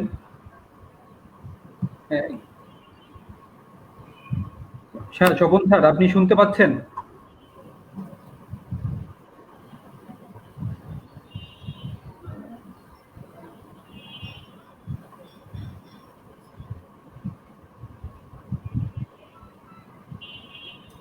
আচ্ছা, আমরা মনে কানেকশনের সমস্যা হচ্ছে। আমরা সেম প্রশ্নটা আজগর স্যারের কাছে রাখতে চাই, কারণ তিনি এখানে সব থেকে অভিজ্ঞ। আজগর স্যার, আমাদের শুনতে পাচ্ছেন? হ্যাঁ, শুনতে পাচ্ছি। হ্যাঁ স্যার, আপনি একটু বলবেন স্যার, বর্তমান সময়ে বাস্কেটবলে কোন জিনিসটা নেই অথবা কোন জিনিসটা হলে ভালো হয়, যেটা বাস্কেটবলকে প্রসারিত করতে সারা দেশে এবং জাতীয় পর্যায়ে আন্তর্জাতিক পর্যায়ে ফলাফল করতে কোন জিনিসটা দরকার বলে আপনি মনে করেন? সিম্পলি বলতে গেলে একটু খারাপ লাগবে, সেটা হলো যেসব জিনিস থাকলে একটা টিম ভালো করতে পারে তার কোনোটাই এখন বাস্কেটবলে নাই। নাম্বার ওয়ান, অন্যান্য ফেডারেশনগুলি যখন লোক ভর্তি কাজ করার জন্য চিলাচিলি করে, সেখানে বাস্কেটবলে কোনো লোক নাই যারা বাস্কেটবল চালাবে। এটার অর্থ হইলে এই যে একটা ছেলেকে তো একদিন, 2 দিন, 1 বছর, 2 বছর ট্রেনিং দিয়ে কোনোদিন ভালো প্লেয়ার বানানো যায় না। একটা প্লেয়ার বানাইতে হলে মিনিমাম আমাদের স্ট্যান্ডার্ডে আমাদের দেশে মিনিমাম 4 থেকে 5 বছর সময় লাগে। যেই জন্য আমরা বিকেএসপিতে ক্লাস 10 পর্যন্ত খুলেছিলাম প্রথমে, পরে কিন্তু আমরা এটাকে 12 পর্যন্ত খুলেছি, কারণ একটা সময় দিতে হয় প্লেয়ার হওয়ার জন্য। এখন বাস্কেটবলে ফেডারেশনের এমন কোনো প্ল্যানিং নাই যে 3 বছর বা 4 বছর একটা ছেলেকে বা ন্যাশনাল টিমের ন্যাশনাল খেলা হওয়ার পরে বাছাই করলো প্লেয়ারদের, তাদেরকে 3-4 বছর কন্টিনিউয়াস ট্রেনিং দিল, হয়তো দেশীয় কোচ বা বিদেশি কোচ অথবা যে কোনো ভাবে। এই প্ল্যানিংটা টোটালি নেই। আজাদ ওরা জানে ভালো করে যে কোনো ট্রেনিং এর 3টা ফেজ থাকে। একটা শর্ট টার্ম ট্রেনিং, যাতে বলি আমরা পিরিয়ডাইজেশন, একটা মিডল টার্ম, একটা long term. Long term training ছাড়া আন্তর্জাতিক পর্যায়ে কোনো খেলায় কেউ কোনোদিন ব্যাটার করতে পারে না এবং পারবে না। এটা কোনো মিরাকেল জিনিস না, এটা কোনো ঔষধ না, এটা কোনো ট্যাবলেট না খাওয়াই দিবে। এটা একটা টুর্নামেন্ট পার্টিসিপেট করে ভালো খেলি সে ভালো খেলার হবে তা হবে না। এই জিনিসটা বাস্কেটবলে টোটালি অভাব। যেমন আপনি চিন্তা করেন, যখন নাকি বাস্কেটবল খেলার যে অবস্থা ছিল তখন যতজন খেলোয়াড় পাওয়া গেছে, তখন আমার মনে আছে ক্রিকেটও ঠিক ওইরকম প্লেয়ারই পাওয়া যেত। পরে ক্লিয়ারে বলা হইতো কতশো লোক ক্রিকেট খেলে, কত হাজার ছেলে ক্রিকেট খেলে, কত লক্ষ ছেলে ক্রিকেট খেলে। হোয়াট ডাজ ইট মিন? প্রতি বছর বছর এটার একটা ডিমান্ড ক্রিয়েট হয়েছে। ডিমান্ডটা কেন হয়েছে? তারা ভালো ট্রেনিং দিয়েছে, লং টার্ম প্ল্যানিং নিয়েছে। এখন দেখেন রাস্তাঘাটে, এখন করোনা ভাইরাস আছে, কেউ ঘর থেকে বের হয় না, কিন্তু সব ছেলে কিন্তু মাঠের মধ্যে জায়গা সেখানে নিজের পিচ বানায় ক্রিকেট খেলতেছে। এই যে একটা attraction of the students to the game, এই জিনিসটা বাস্কেটবল দিতে পারে নাই। বাস্কেটবলের যে ইনফ্রাস্ট্রাকচার আমার সময় ছিল, আমার আগেও সেই ইনফ্রাস্ট্রাকচার ছিল, এখনো তাই আছে। অথচ তার 25 বছর পরে হ্যান্ডবল আরম্ভ করছি, ইনডোর স্টেডিয়াম দিয়ে আরম্ভ করে এমন কোনো ফ্যাসিলিটি নাই যে হ্যান্ডবলে নাই। তাই আমরা যদি ফলো করতে হয় তাহলে বেটার ফেডারেশনকে ফলো করতে হয়। তার মধ্যে নাম্বার 1 ক্রিকেট, নাম্বার 2 আর্চারি। তারা লং টার্ম প্ল্যানিং এ কোচিং করে, 1 বছরের রেজাল্ট দেওয়ার জন্য কোচিং করে না। এই ট্রেনিং এর কোচিংটা যথেষ্ট অভাব আছে, যেই কারণে কোচটা কোনো কাজ পাচ্ছে না। কোচরা কাজ না পাওয়ার কারণে তারা যা জানতো তাও অনেকটা ভুলে যাওয়ার চিন্তা করতেছে। তাই আমার মনে হয় তাদেরকে ওয়েল এস্টাবলিশ কোচ বাইরের থেকে এনে অথবা বাইরে পাঠিয়ে কোচিং দেওয়া এবং লং টার্ম একটা কোচিং এর ব্যবস্থা করা। লং টার্ম কোচিং ছাড়া বাস্কেটবলকে আরো 10 বছর আপনারা কোনো রেজাল্ট পাবেন বলে আমার মনে হয় না। স্যার ধন্যবাদ। আমরা এই সেম প্রশ্ন নিয়ে আবার সাইফুল আলম স্বপন স্যারের কাছে আসব। স্যার, বাস্কেটবলের কোন জিনিসটা দরকার বা কোন জিনিসটা হলে জাতীয় এবং আন্তর্জাতিক পর্যায়ে ফলাফল হবে এবং দেশের বাস্কেটবল আরো এগিয়ে যাবে বলে আপনি মনে করেন?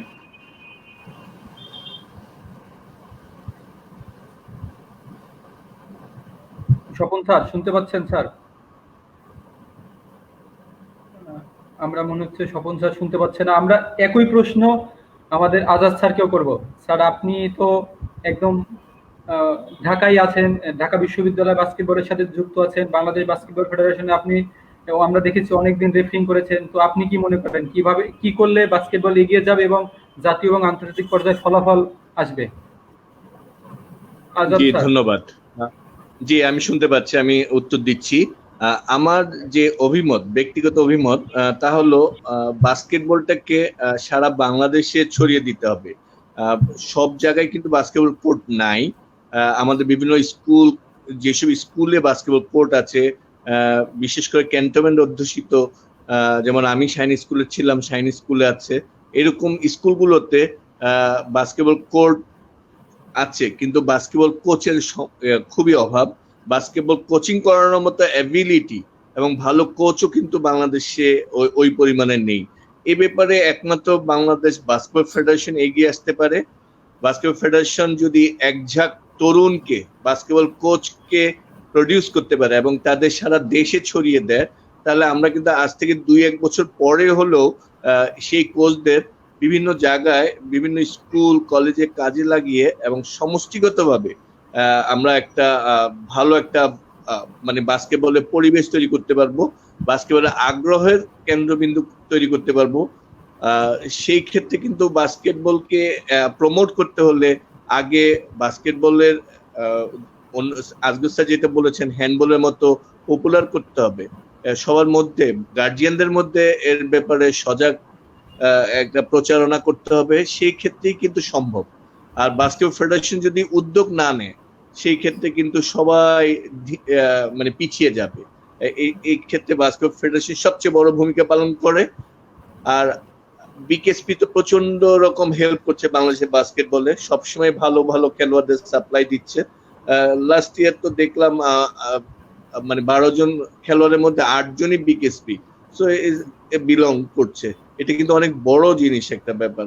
তো আমরা শুধু বিকেএসপির মতো একটা প্রতিষ্ঠান থাকলে হবে না, আরো অনেক প্রতিষ্ঠান করতে হবে এবং আরো ভালো কোচ প্রডিউস করতে হবে এবং কোচদের যত সুযোগ সুবিধা দিতে হবে, জীবন সম্পর্কে নিশ্চয়তা প্রদান করতে হবে। সেই ক্ষেত্রে কিন্তু সবকিছু সম্ভব। ধন্যবাদ স্যার। আরেকটা বিষয় আসবো। কি সুমন শুনতে পাচ্ছেন? হ্যাঁ, আমি শুনতে পাচ্ছি স্যার। আমি আপনার কাছে আরেকটা বিষয় নিয়ে আসবো। আপনি বাস্কেটবল খেলেছেন, বাস্কেটবলের সাথে যুক্ত ছিলেন অনেক দিন, এখনো আছেন। তো স্যার, আপনি শুনতে পাচ্ছেন? আকাশ শোনা যাচ্ছে? জি স্যার, জি স্যার, আমরা শুনতে পাচ্ছি। আপনি শুনতে পাচ্ছেন স্যার?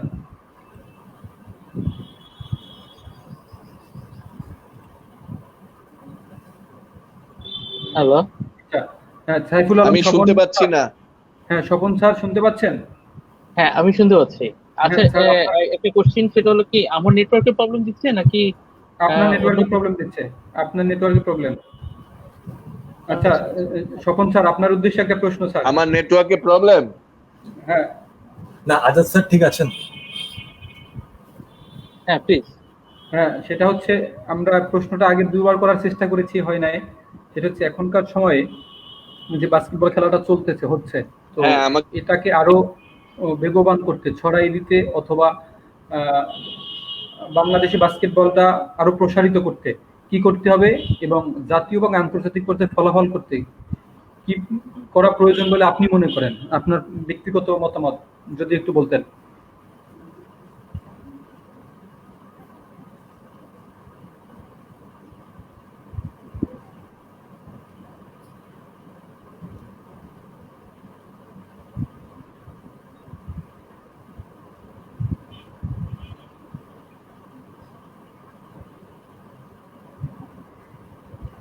স্বপন স্যার শুনছেন?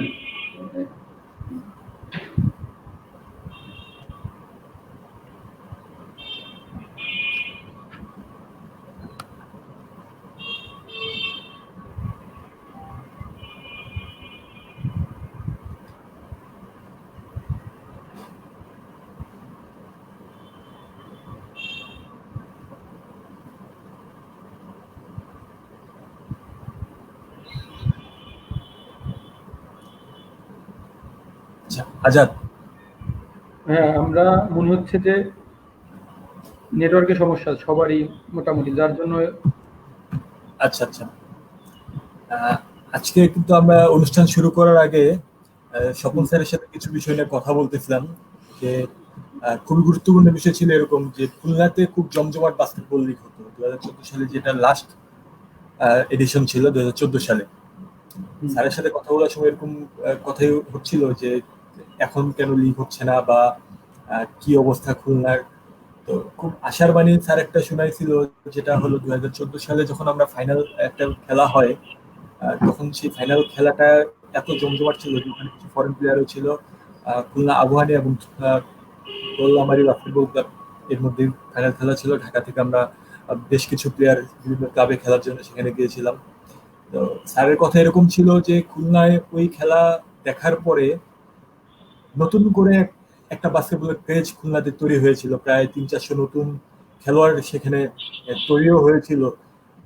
বাট ওরা কি কারণে পারতেছে না এই ঢাকা পর্যন্ত আসতে, বা কি কারণে হ্যাঁ করে টিকে থাকতে পারছে না, এটা কিন্তু বড় একটা কোশ্চেন। আবার আশা করি আসছি। টেলিভিশনে এদিকে মনোযোগ দিবে। ধন্যবাদ। ওকে, লাইন চলে গেছিল, আবার ফিরে আসছি। হ্যাঁ ঠিক আছে স্যার, আপনাকে আবার স্বাগতম আমাদের সাথে যুক্ত হওয়ার জন্য। Thank you very much. Sir আপনি কোনো থাকবেন? কোশ্চেন? হ্যাঁ, আর প্রশ্ন আছে, অনেক প্রশ্ন আছে। স্যার, হ্যাঁ, আজগর ঠিক স্যারের আছে। কাছে আমার কোশ্চেন আছে স্যার। আপনি অনেকটাই বলছিলেন যে স্যার ডিসিপ্লিন এবং আপনার যে আদেশ ছিল, যেটা টিচারকে যেটা রেসপেক্ট দিয়ে যেটা খেলতে হবে, বা টিচারের রেসপেক্ট দিয়ে যে কাজগুলো করতে হবে, মানে তরুণ খেলোয়াড়দের জন্য এরকম কিছু আর কিছু যদি অ্যাড করতে চান, কিভাবে আরো তরুণ খেলোয়াড়রা আরো বেশি হ্যাঁ, মোটিভেটেড হবে? আমি ছেলেদেরকে কিছু অ্যাড করতে চাই না, আমি অ্যাড করতে চাই শিক্ষকদেরকে বা কোচদেরকে। স্যার অবশ্যই স্যার। কারণ ছেলেরা ভালো খারাপ এটা দেখার দায়িত্ব টিচারের। একটা ছেলে খারাপ হয়ে আসবে, তার বাবা মা তোমাকে যে আমাকে যে পাঠাইছে তাকে মানুষ করার জন্য, সে খারাপ, সে দুষ্টামি করে, সে কথা শোনে না, এটা আমাদের দেখা উচিত না। আমার দেখা উচিত সে কি, তাকে আমি কি করতে চাই, এবং তাকে ওইভাবে তোমার মোটিভেট করতে হবে। আমরা সবাই কোচিং করি, ছুটি দেই, বাড়িতে চলে যাও, কিন্তু একটা ছেলে যদি কোনো প্রবলেম থাকে, একটা ছেলে যদি বাড়িতে প্রবলেম থাকে, একটা ছেলে যদি কোনো একটা অ্যাক্টিভিটিস করতে না পারে, তাকে কি ধরনের এনকারেজমেন্ট দেওয়া উচিত, এই জিনিসটাই কিন্তু আমরা সঠিকভাবে দিচ্ছি না। আমাদের টিচারদের ফার্স্ট কাজ হলো to know the students first, not to give the coaching only. Coaching is the second, first is the boy. ছেলেটাকে তুমি আগে জানো সে কি হইতে চায় এবং তুমি তাকে কি বানাইতে চাও, তাকে ওই দিকে মোটিভেট করো। মোটিভেট করার পরে তুমি আস্তে আস্তে তাকে বুঝতে দিবা না যে তুমি তাতে কি কিভাবে কি আদায় করে নিচ্ছ। তুমি আস্তে আস্তে এমন ভাবেই তাকে কোচিংটা দিবে, যেই কোচিংটা সে নিজে অটোমেটিক্যালি ওই দিকে চলে যাবে, তোমার বলতে হবে না। And when he will get the interest যে আমি এইটা করাতে এই রেজাল্ট পেয়েছি, এইটা করাতে এতটুকু ভালো লাগছে, এইটা করাতে আমাকে মানুষে ভালো বলতেছে, তখন দেখবা ছেলে অবশ্যই সেই কাজগুলি করবে। কিন্তু আমাদের মধ্যে যে দোষটা সেটা আমি বলবো, এটা আমার মধ্যে যে ছিল কিনা আমি জানি না, থাকলে খুব খারাপ ছিল। তাহলে এই সস্তা পপুলারিটি একটা ছেলেকে ছুটি চাইলে, হ্যাঁ ঠিক আছে ছুটি, স্যার শরীর ভালো লাগে না, আচ্ছা ঠিক আছে বসে থাকো, আজকে দেরি করে ক্লাসে আসে, ও আচ্ছা ঠিক আছে বসে থাকো। এই জিনিসগুলি আমাদেরকে ক্ষতি করে। আমরা সস্তা পপুলারিটি চাই ছেলেদের কাছ থেকে, আসলে কিন্তু তা না। ছেলেদেরকে তুমি টিচিং দিতে আনছো, তোমার কথা অনুসারে ছেলে শিখবে। তুমি কি জানো সেটা সে জানে না, তুমি কি করবা সেটা সে বুঝে না, কিন্তু তোমাকে বুঝাইতে হবে এবং সে যা চায় তাই তোমাকে দিতে হবে, এমন কোনো কথা নেই। আমি একটা ছোট্ট এক্সাম্পল না দিয়ে পারছি না। হ্যান্ডবলে কোচিং করতাম, হ্যান্ডবলে চিপ কোচ ছিলাম আমি, আজাদ জানে ভালো করে। তো সেখানে আমরা প্রায় 7 মাস কোচিং করেছি। কোনো একদিন তারা সাহস করে আমাকে বলছে যে স্যার আজকে বিকালে প্র্যাকটিস করতে চাই না। আমি ইয়েস, এক্সেলেন্ট, ভেরি গুড, না চলো আমরা কোনো এক্সারসাইজ করবো না। তো তারাও খুব খুশি যে আমি এত খুশি হয়ে গেছি। তো তারা ঠিক আছে স্যার বলেন কি করবো, চলো একটু স্টেডিয়ামে যাই। তো তখন মিরপুর স্টেডিয়ামে গেলাম। আমি বললাম যে একটা ছোট কাজ করবা, হ্যাঁ একটা প্রাইজ দিব, আমি এই প্রত্যেকটা সিঁড়ি বেয়ে উপরে উঠবা, নিচে নামবা, 10 বার সিঁড়ি উঠবা, তোরা নিচে নামবা, কে আগে আসতে পারে।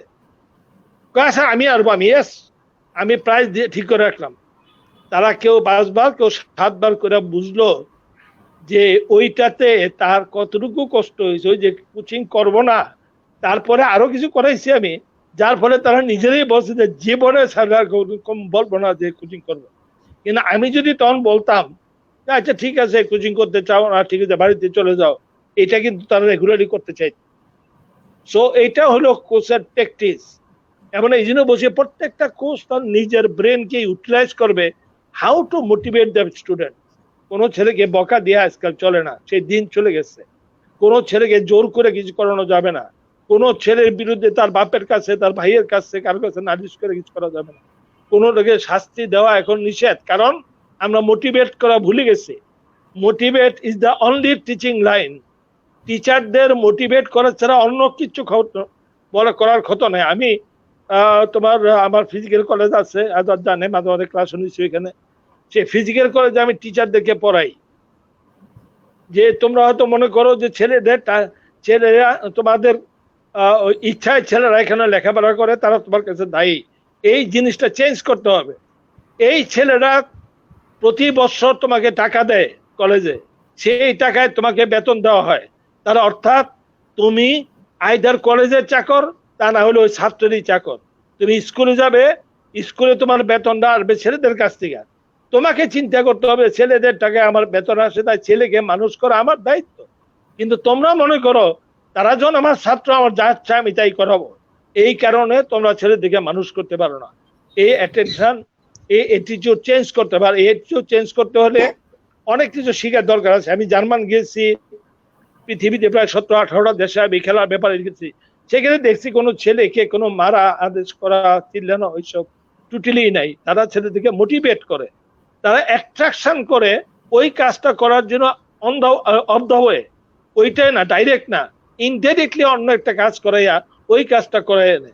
এবং তাতে ছেলে যখন দেখে যে জিনিসটা পারে, তার মধ্যে আনন্দ চলে আসে, সে তখন শিক্ষকের কথা শুনে, শিক্ষক তাদের ভালোবাসতে পারে।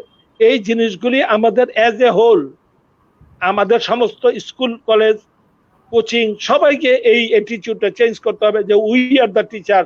ছেলেরাই আমাকে শ্রদ্ধা করবে, no, this is not the thing.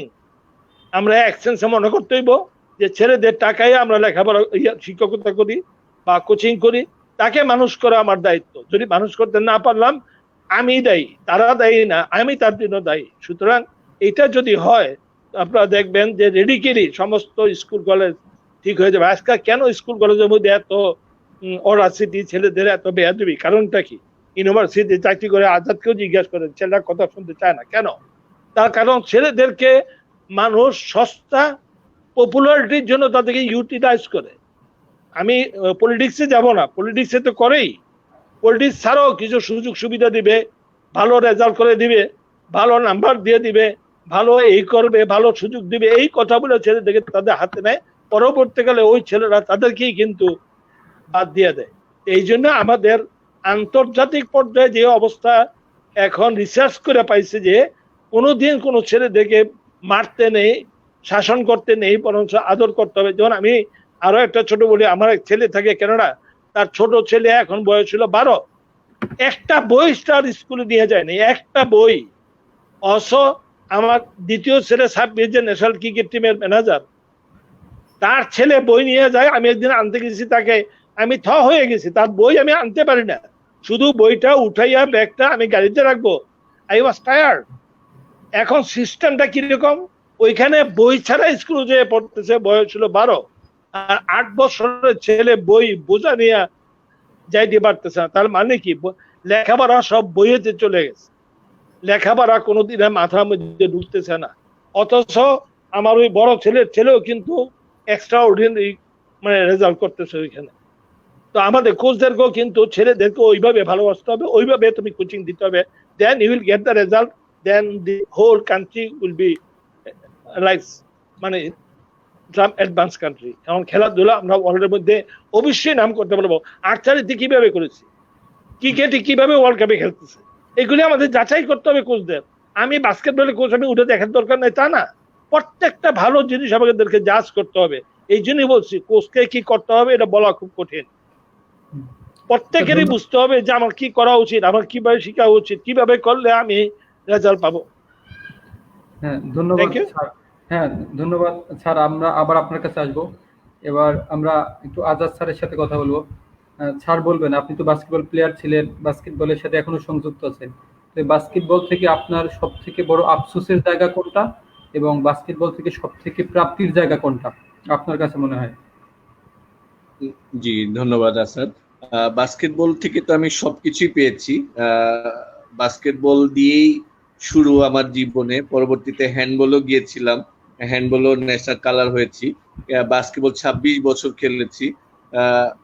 আবার বাস্কেটবলের মাধ্যমে আমার প্রথম বিদেশ যাত্রা, আমি জার্মানিতে ডিপ্লোমা নিতে গিয়েছিলাম লাইপজিগ ইউনিভার্সিটিতে, এবং বাস্কেটবলের কারণে কিন্তু আমি বিয়ে করতে পেরেছিলাম। এটা কেউ জানে না হয়তো বা। আমি আমার বিয়ে 23 ঘন্টা পরে, হ্যাঁ বিয়ে 23 ঘন্টা পরে, হ্যাঁ আমি কিন্তু শুনতেছি। আচ্ছা স্যার আমি বিয়ে 23 ঘন্টা পরে কিন্তু আমি জার্মানি ফ্লাই করেছিলাম, এবং জার্মানি যাচ্ছি বলেই কিন্তু আমাকে বিয়েটা দেওয়া হয়েছিল স্কলারশিপে। এনিওয়ে, বাস্কেটবল থেকে তো অনেক কিছু পেয়েছি। জার্মানি থেকে ফেরত এসে আমি বিকেএসপিতেও জয়েন করেছিলাম 1 বছর। তো বাস্কেটবল থেকে তো অনেক কিছু পেয়েছি। আর যেটা আক্ষেপের জায়গা হলো, আমি ডিগ্রি নিয়ে আসার পরেও আমাকে বাস্কেটবল ফেডারেশন ইউজ করেনি, কোনো এজ লেভেলেও করেনি, যার কারণে কিন্তু আমি আমার কোচিং এর যে ইফিসিয়েন্সি ছিল সেটা কিন্তু পরবর্তীতে ঢাকা ইউনিভার্সিটিতে আসার পরে আর সেই সুযোগটা নেই। ওইভাবে প্র্যাকটিস করানোর মতো একদম ধারাবাহিকভাবে সকাল বিকাল প্র্যাকটিস করানোর সুযোগটা নাই। আকাশ এখানে জানে, ওরা সকালে ক্লাসে যায়, বিকেলে ক্লাস থেকে ফেরত আসে, অনেক সময় রাত্রেও আমাদের কোচিং করাতে হতো। তাও কি একটা ইন্টার ইউনিভার্সিটি কম্পিটিশনের ঠিক 1 সপ্তাহ বা 10-15 দিন আগে, কারণ প্রত্যেকটা খেলোয়াড়ই কোনো না কোনো কাজে ব্যস্ত। আর ঢাকা যারা আছে তারা টিউশনিতে ব্যস্ত বা আদার্স ইনকাম সোর্সে ব্যস্ত। বাস্কেটবল তো একটা প্যাশন, এই বাস্কেটবলটাকে ভালোবেসে আসতে হবে। এই জিনিসটা খুব কম। আকাশদের মতো আরো কামরুলদের মতো অনেক কম ছেলেই আছে বাস্কেটবলে যারা প্যাশনেট, একদম শুধু বাস্কেটবলটাকেই তাদের ড্রিম ভাবে। এরকম ছেলে কিন্তু খুব কম আছে বাংলাদেশে। আর আসগর স্যারের মতো কোচ, স্যার তো সারা জীবনটাই দিয়ে দিলেন বিকেএসপিতে এজ এ কোচ, এবং পরবর্তীতে ফিজিক্যাল কলেজেও স্যার জড়িত আছেন। তা আমার কাছে মনে হচ্ছে আমার আক্ষেপ খুব কম, তবে আমি প্রাপ্তিতেই বেশি। ধন্যবাদ স্যার। এবার আমি আজাদ স্যারের কাছে একটা কোশ্চেন রাখতে চাই। কোশ্চেন বলতে একটু জাস্ট আলোচনা করবো স্যার। আপনি মনে হয় সম্ভবত 2002 বা 2001 সালে আপনার লাস্ট ফার্স্ট ডিভিশন লিগ খেলেছিলেন, ফার্স্ট ডিভিশন বা সেকেন্ড ডিভিশন লিগ খেলেছিলেন। 2001 বা 2002 আপনি সম্ভবত লাস্ট ফার্স্ট ডিভিশন লিগ খেলেছিলেন। হ্যাঁ। ওই খেলার স্মৃতিটা একটু বলবেন, ওই সময় লিগ কেমন ছিল বা এরকম কিছু? আচ্ছা, ওই সময় লিগটা অসাধারণ ছিল। আমি ছিলাম ইগলসে ক্যাপ্টেন্সি করেছি 15 ইয়ার্স। তো আমরা ইগলসও কিন্তু ফাইট দিতাম, যে টপ লেভেলের যে টিম ছিল, যে তখন কোন টিম ছিল, তারা ফরেন প্লেয়ার আনলো, সেলিম ভাই টিম ছিল, তো ফরেন প্লেয়ার আনলো, একদম নিশ্চিত তারা চ্যাম্পিয়ন। ইন্ডিয়ার ন্যাশনাল টিমের ক্যাপ্টেন ছিল সঞ্জয়, এসছিল, হ্যাঁ সঞ্জয়, তারপরে আরেকজন আসছিল। তো আমাকে দায়িত্ব দেওয়া হলো যে ম্যান মার্কিং এ সঞ্জয়কে। এখন ইন্ডিয়ান ন্যাশনাল টিমের ক্যাপ্টেন, আমি তাকে ধরলাম। ফার্স্ট 3টা কোয়ার্টারে হি ওয়াজ জিরো, একটা স্কোরও করতে পারেনি। তারপরে ম্যান টু ম্যান গার্ড করা কিন্তু একটা খুব টাফ ব্যাপার বাস্কেটবলে।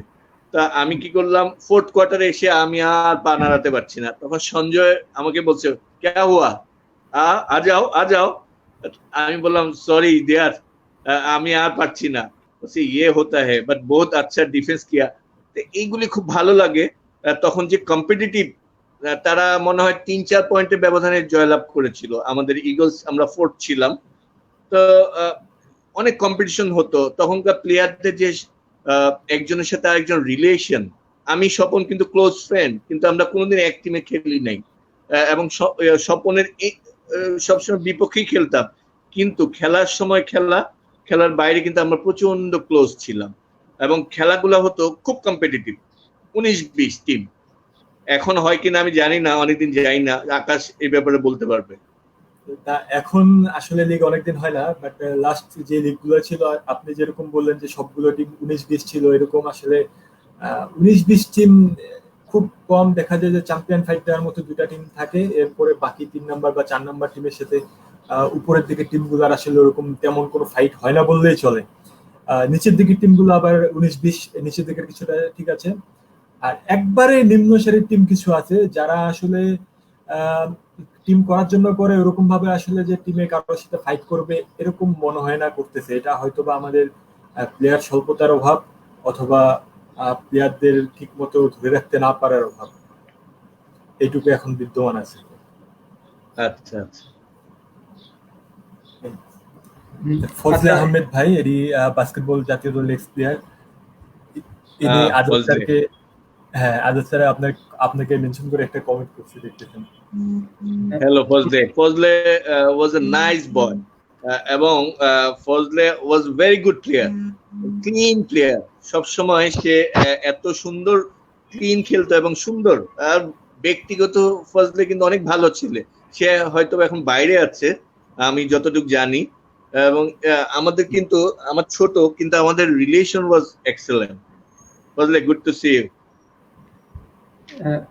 আচ্ছা, ধন্যবাদ স্যার। এবারে আবার আসগর স্যারের কাছে আসবো। আসগর স্যার, আপনি শুনতে পাচ্ছেন? হ্যাঁ, শুনতে পাচ্ছি। হ্যাঁ স্যার, প্রশ্নটা হচ্ছে আপনাদের দুজনের জন্যই। সেটা আপনি হয়তো জানেন যে 13তম সাব গেমস হলো 2020 সালে।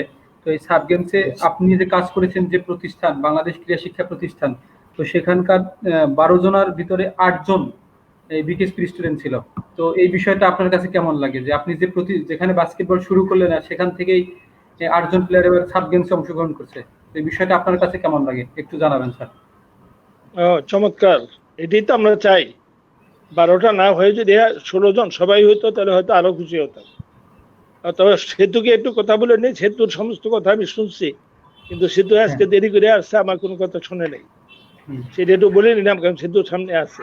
এনিওয়ে, তবে 2020 সালে 16 জন প্লেয়ার আসছে, এটার উপরে যতটুকু ভালো লাগছে, তার চেয়ে খারাপ লাগছে যে আমাদের রেজাল্টটা কি আসছে। আর একটা প্রশ্ন আমাকে করার কথা ছিল, ওইটা আজাদকে বলছে, আমি ওইটা উত্তর দিয়ে দিই। আজাদকে বলা হয়েছিল আফসোসটা কি আছে, প্রাপ্তিটা কি আছে। আফসোসটা আমি এক কথায় বলবো, ইনডাইরেক্টলি, ডাইরেক্টলি বলতে পারবো না, বলা ঠিক হবে না বলে, কারণ যেহেতু সিনিয়র হয়ে গেছে খারাপ মনে করবে। আফসোস হলে এই যে আজাদ 26 বছর বাস্কেটবল খেলে কি পাইছে, এটা আজাদ কিন্তু বলতে পারে নাই। হয়তো জার্মান গেছে, জার্মান তো অনেকেই গেছে, আমরাও গেছি, আমরা বিয়ার জন্য যাইনি, আমরা গেছি। কিন্তু 26 বছর যদি আমজাদ আমার সাথে থাকতো, অথবা আমজাদ যদি হ্যান্ডবলে থাকতো, অথবা আমজাদ যদি ক্রিকেট খেলতো, তাহলে আজাদ আজকে ন্যাশনাল টিমের প্লেয়ার হতো। সুতরাং এটাই হলো আফসোস।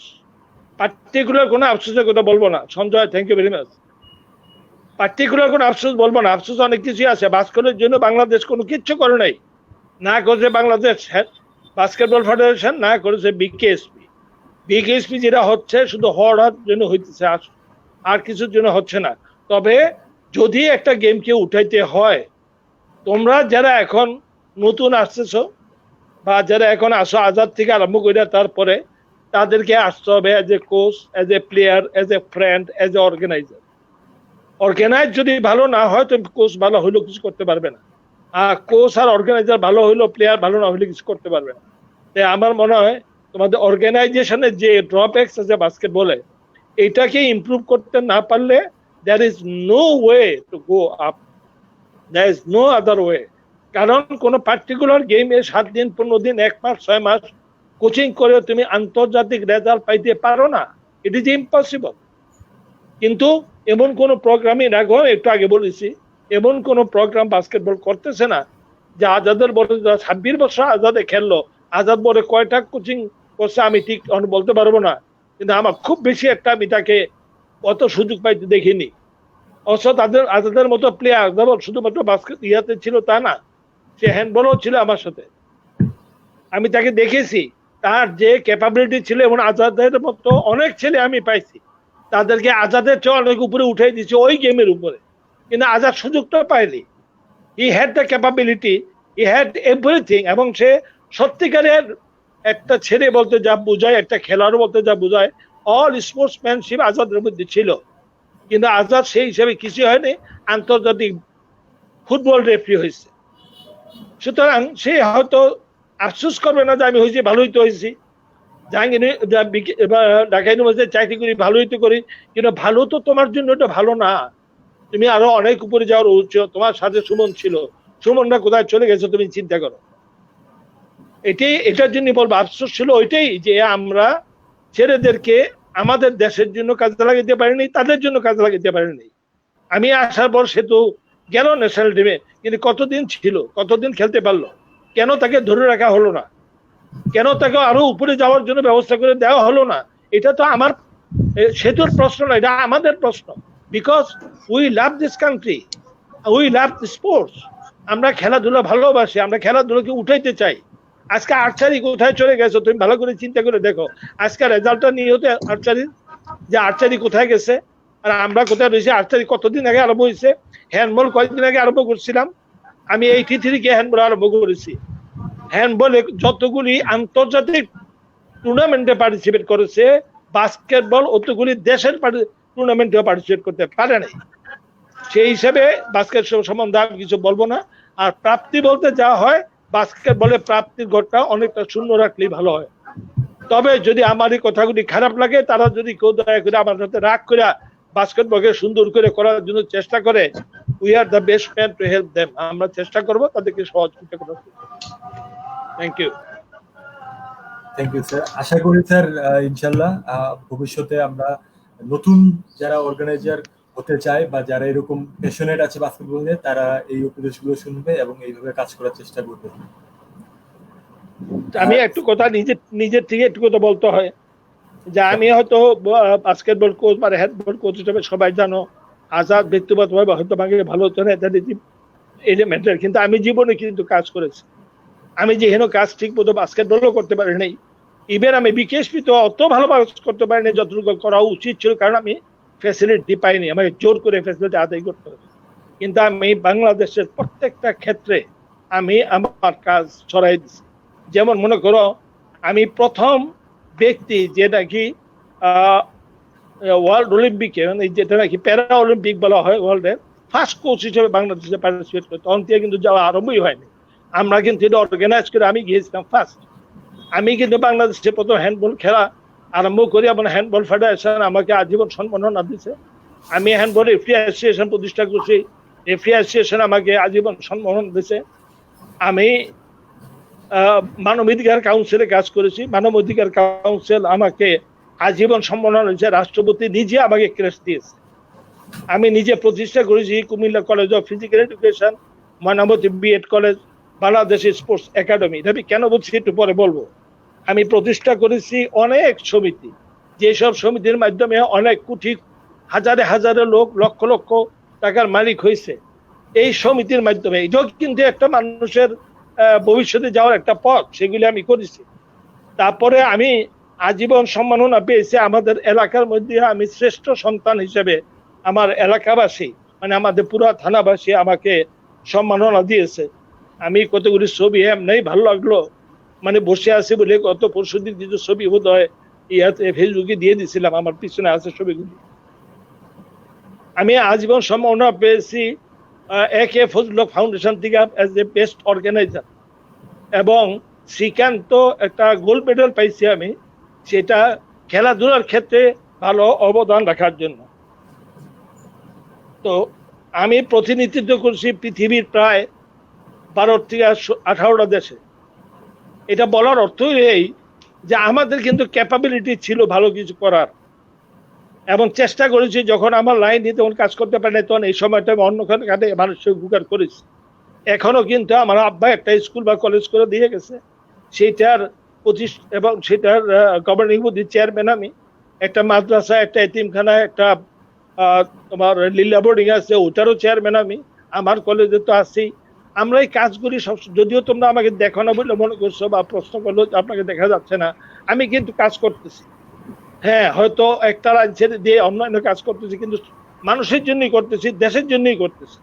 যতগুলি প্রতিষ্ঠান আমি চালাই, প্রায় 8 থেকে 10টা প্রতিষ্ঠান এখন আমি চালাই, সবগুলি কিন্তু মানুষের জন্যই চালাইতেছি। এবং আমি চাই যে আমরা সবার মধ্যে পটেনশিয়ালিটি আছে, তোমাদের মধ্যে পটেনশিয়ালিটি আছে। আজকে যে কাজটা তোমরা করলা, এরকম প্রত্যেকেই যদি কিছু ক্রিয়েটিভ কাজ করে তাহলে কিন্তু আমাদের দেশটা উন্নতি হয়।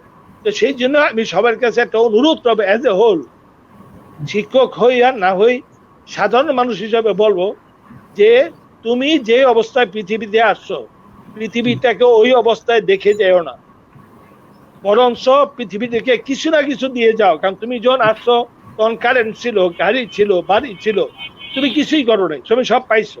কিন্তু তুমি যাওয়ার সময় পৃথিবীকে নতুন কি দিয়ে গেলা, সেটা কিন্তু তোমার চিন্তা করা দরকার। এই জন্য আমি ক্রিয়েটিভনেসটা আমার মধ্যে আমি যথেষ্ট বেশি এনকারেজ করেছি, এবং আমি সবসময় ব্যস্ত ছিলাম। যেমন এখন তোমাদের কাছে খারাপ লাগবে করোনার জন্য, আমি কিন্তু সবচেয়ে কষ্ট পাচ্ছি যেহেতু আমি কিছু করতে পারতেছি।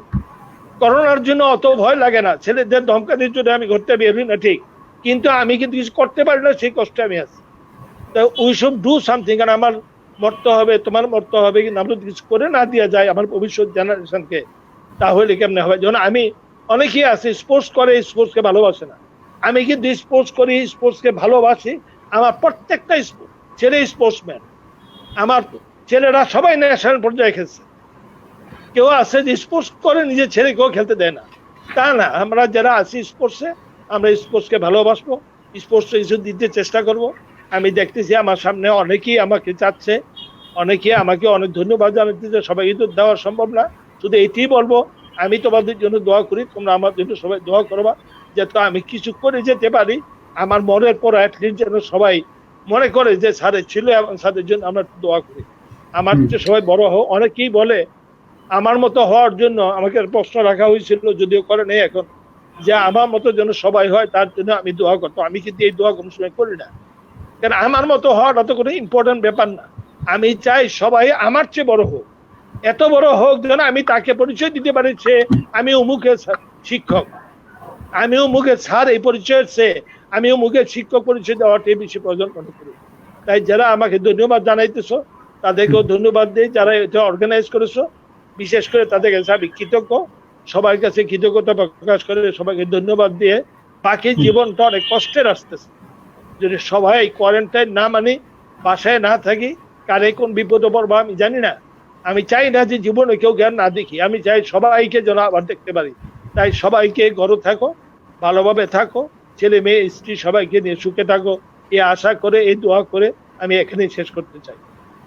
স্যার, আমরা আপনার কাছে আরেকটু ফিরবো স্যার। আর 2টা প্রশ্ন আছে আপনার কাছে, আপনি একটু আমাদের সাথে, আমরা আজাদ স্যারের সাথে একটু কথা বলবো স্যার, একটু থাকবেন আমাদের সাথে।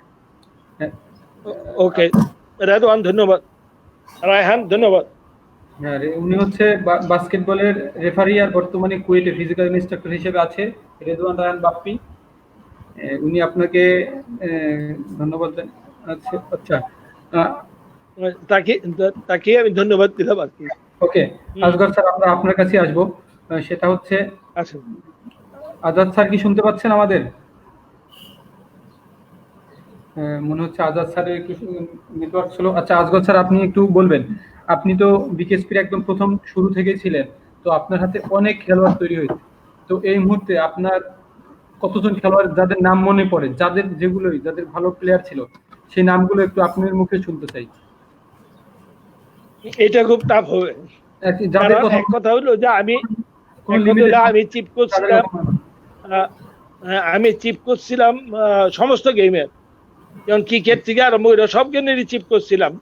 শুধু তো সেই হিসেবে আমি সবাই অনেকেরই, তখন তো বাস্কেটবল ছিল না বলে তার সাথে দুর্জয় বলেন, সাব্বির বলেন, সোহেল বলেন, ইমরুল বলেন, ইমরান বলেন, তারপরে ক্রিকেটের মুশফিক, রাজ্জাক, তারপর ক্রিকেটও হকিতে এরকম আছে, অ্যাথলেটিক্সে আছে জুই, তারপরে এরা সবাই নাম হয়তো মনে আছে, কিন্তু নামটা মনে রাখা আমার জন্য কঠিন। তবে বাস্কেটবলে সবাইকে এত বেশি ভালোবাসে যে আমি কাউকে বললে কেউ হয়তো মাইন্ড করবে, যেমন যারা আমার যে তাকায় আছে তারা বলবো স্যার আমার নামটা বললো না। এটা বললে আমি বিপদে ফেলতে চাই না। তবে আমি তাদেরকে আমার প্লেয়ার হিসেবে পাইছি সত্যিকার ভাবে। একজনের নাম শুধু বলবো, যে কোনোদিনই প্লেয়ার হবে না বলে তার বাপের ধারণা। কোনোখানে ভর্তি করতে পারে নাই, ভালো জ্যাক ছিল, ব্যাকে চেষ্টা করে না আমার কাছে দিয়ে গেল, আমি দেখলাম সে দৌড়ি দিতে পারে না। সবাই তো চলে গেছে ঢাকা, সে হয়তো তখন রওনা হইতেছে। এই অবস্থায় ওই ছেলেটাকে আমি ন্যাশনাল টিমে খেলেছি। তার অর্থাৎ আমি প্রত্যেকটা খারাপ ভালো প্রত্যেকটা ছেলেকে এত মাইনরিটি খেয়াল করতাম, এত মাইনরিটি তাদেরকে পছন্দ করতাম এবং তাকে করার জন্য চেষ্টা করতাম। তার বাপের অনেকের গার্জিয়ানের বাবা আমার পায়ে ধরে সালাম করতো, যে আমি তো জীবনও ভাবি না আমার ছেলে এরকম হতে পারে। আমি কি আপনার সালামের জন্য আমি করিনি, আমি করছি আমি ছেলেকে ভালোবাসি বলে। তাই আমি বলতে চাই এটি যে আমি অনেকের নাম, আমজাদ খুব ভালো প্লেয়ার ছিল, সাকিব ছিল, জিল্লুর ছিল, ইমরুল ছিল, সেতু ছিল, শিশির ছিল, তারপরে এই যে ঢাকায় আছে সেতু তো ছিলই, তারপরে কামরুল ছিল, কতজনের নাম বলবো আমার সময় যারা ছিল। বললাম তো যে সবচেয়ে খারাপ ছিল সেও পরে ন্যাশনাল টিমে খেলছে, লাস্ট যে ছিল সবচেয়ে খারাপ সেও ন্যাশনাল টিমে খেলছে। এটা আজাদও জানে, হয়তো তাদের নাম মনে থাকবে, জুয়ান মানুষ, আমার হয়তো অত মনে নেই, কিন্তু আমার মনে আছে। হ্যাঁ আসানের সম্বন্ধে বলতেছিলাম। আর কামরুল তো তাকাই আছে যে সেরা আমার সম্বন্ধে কি বলে। কামরুল অবশ্য আমার কাছে খুব বেশি দিন ছিল না, কিন্তু মনের দিক দিয়ে সে আমার এত ক্লোজে চলে আসে যে অন্য কোনো বাস্কেটবল প্লেয়ার এত ক্লোজে এখন নাই। জি স্যার, হ্যাঁ আসান, একটা বিষয় আমরা একটু জানবো স্যার, সেটা আপনার একটু বলার চেষ্টা করবেন স্যার যদি সম্ভব হয়। সেটা হচ্ছে আপনাকে যদি বলা হয় যে আপনার দেখা আপনার স্টুডেন্ট বা বাইরের বাংলাদেশের সব থেকে ভালো বাস্কেটবল প্লেয়ারকে, সেরা বাস্কেটবল প্লেয়ার একজনের নাম যদি বলতে বলি, আপনি কার কথা বলবেন স্যার? আপনার স্টুডেন্ট হতে পারে, বাইরের হতে পারে।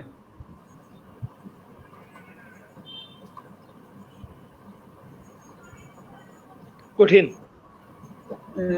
বলা যাবে না, সম্ভব না। আচ্ছা তাহলে স্যার আপনি বেস্ট 5 আপনার সময়কার বা আপনার দেখা বেস্ট 5 বাংলাদেশের 5 জন খেলোয়াড়ের নাম বলেন। ওইটা আমি বলছিলাম যেটা আগে, আমরা ছিল বেস্টের মধ্যে প্লে মেকার ছিল আমরা, আমার মনে হয় ইয়ের মনে আছে, আজাদের মনে আছে তাই না? আমজাদ ছিল, সাকিব ওর বাড়ি ব্রাহ্মণবাড়িয়া, আরেকটা আছে সাকিব খাবা আমার ছেলে, সেও প্লে মেকার ছিল, কিন্তু সেও টপে আমি নিব না যেহেতু সে ন্যাশনাল টিমে যায় নাই। তারপরে জিল্লুর ছিল একটা ছেলে, লম্বা ছেলে, তার বাপে ছিল আর্মিতে চাকরি করতো। ইমরান ছিল বেটে ছেলেদের মধ্যে দুষ্টর মধ্যে নাম্বার 1, কিন্তু তার ক্যাপাবিলিটি ছিল মানে বাস্কেটবলের ক্যাপাবিলিটি ছিল নাম্বার মানে টপ বলার মতো ছিল না। আর সেতু তো অবশ্যই লাস্টে দিয়ে পাইছে দশগুর। কামরুল অবশ্য ছিল, শিশির ছিল খুব লম্বা, দুর্ভাগ্যবশত গরিব ছেলে, ন্যাশনাল পর্যায়ে গেল একবার, কিন্তু পরবর্তীকালে পয়সার অভাবে তাকে চাকরিতে চলে যেতে হইলো, আর পারলো না।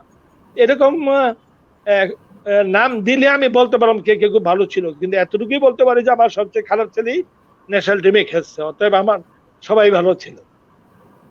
ওকে ধন্যবাদ আমরা এই একই প্রশ্ন নিয়ে আজাদ স্যারের কাছে আসবো। যে স্যার, আপনি তো বললেন যে আচ্ছা। 26 বছরের আপনার লম্বা কেরিয়ার, তো আপনার দেখা বাংলাদেশের সেরা খেলোয়াড়কে এখন পর্যন্ত? বাংলাদেশের সেরা খেলোয়াড় এখন আমার সময়ে আর আমার পরবর্তীতে কোন কোন সময়টা বলবো? আপনি আমার একটু আগে যদি বলি, আমার ইতিহাস- সময়ে এবং আমার আগে যদি বলি তাহলে দেখবো যে বেস্ট প্লেয়ার ছিল আমার দৃষ্টিতে ফরহাদ বাবলা ভাই, বাবলা, কর্নেল বাবলা ভাই। হ্যাঁ, মানে আমার কাছে উনি আনবিলিভেবল একজন প্লেয়ার ছিলেন।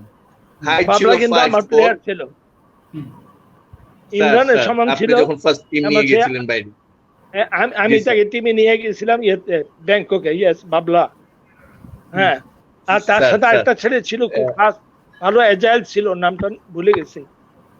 ওয়াসেক, ও খুব ভালো ওয়াসেক প্লেয়ার ভাই। ছিল। Wasek, yes, Wasek was also good. ওয়াসেকের চেয়ে ওয়াসেক। ভালো আর একটা প্লেয়ার ছিল।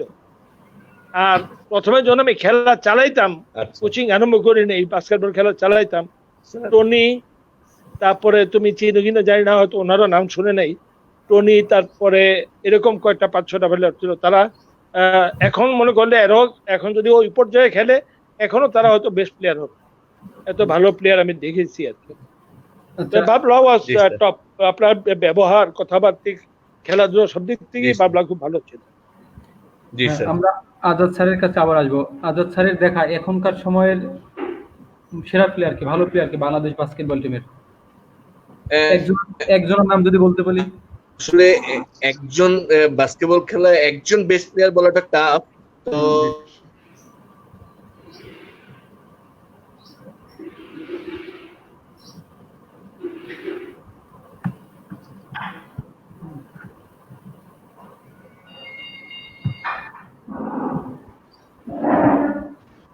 লাইন কাটা হয়ে গেছে। হ্যাঁ, হ্যাঁ, হ্যাঁ, শুনতে পাচ্ছি স্যার, বলেন। আজাদ হ্যাঁ, স্যার আমি বলেন।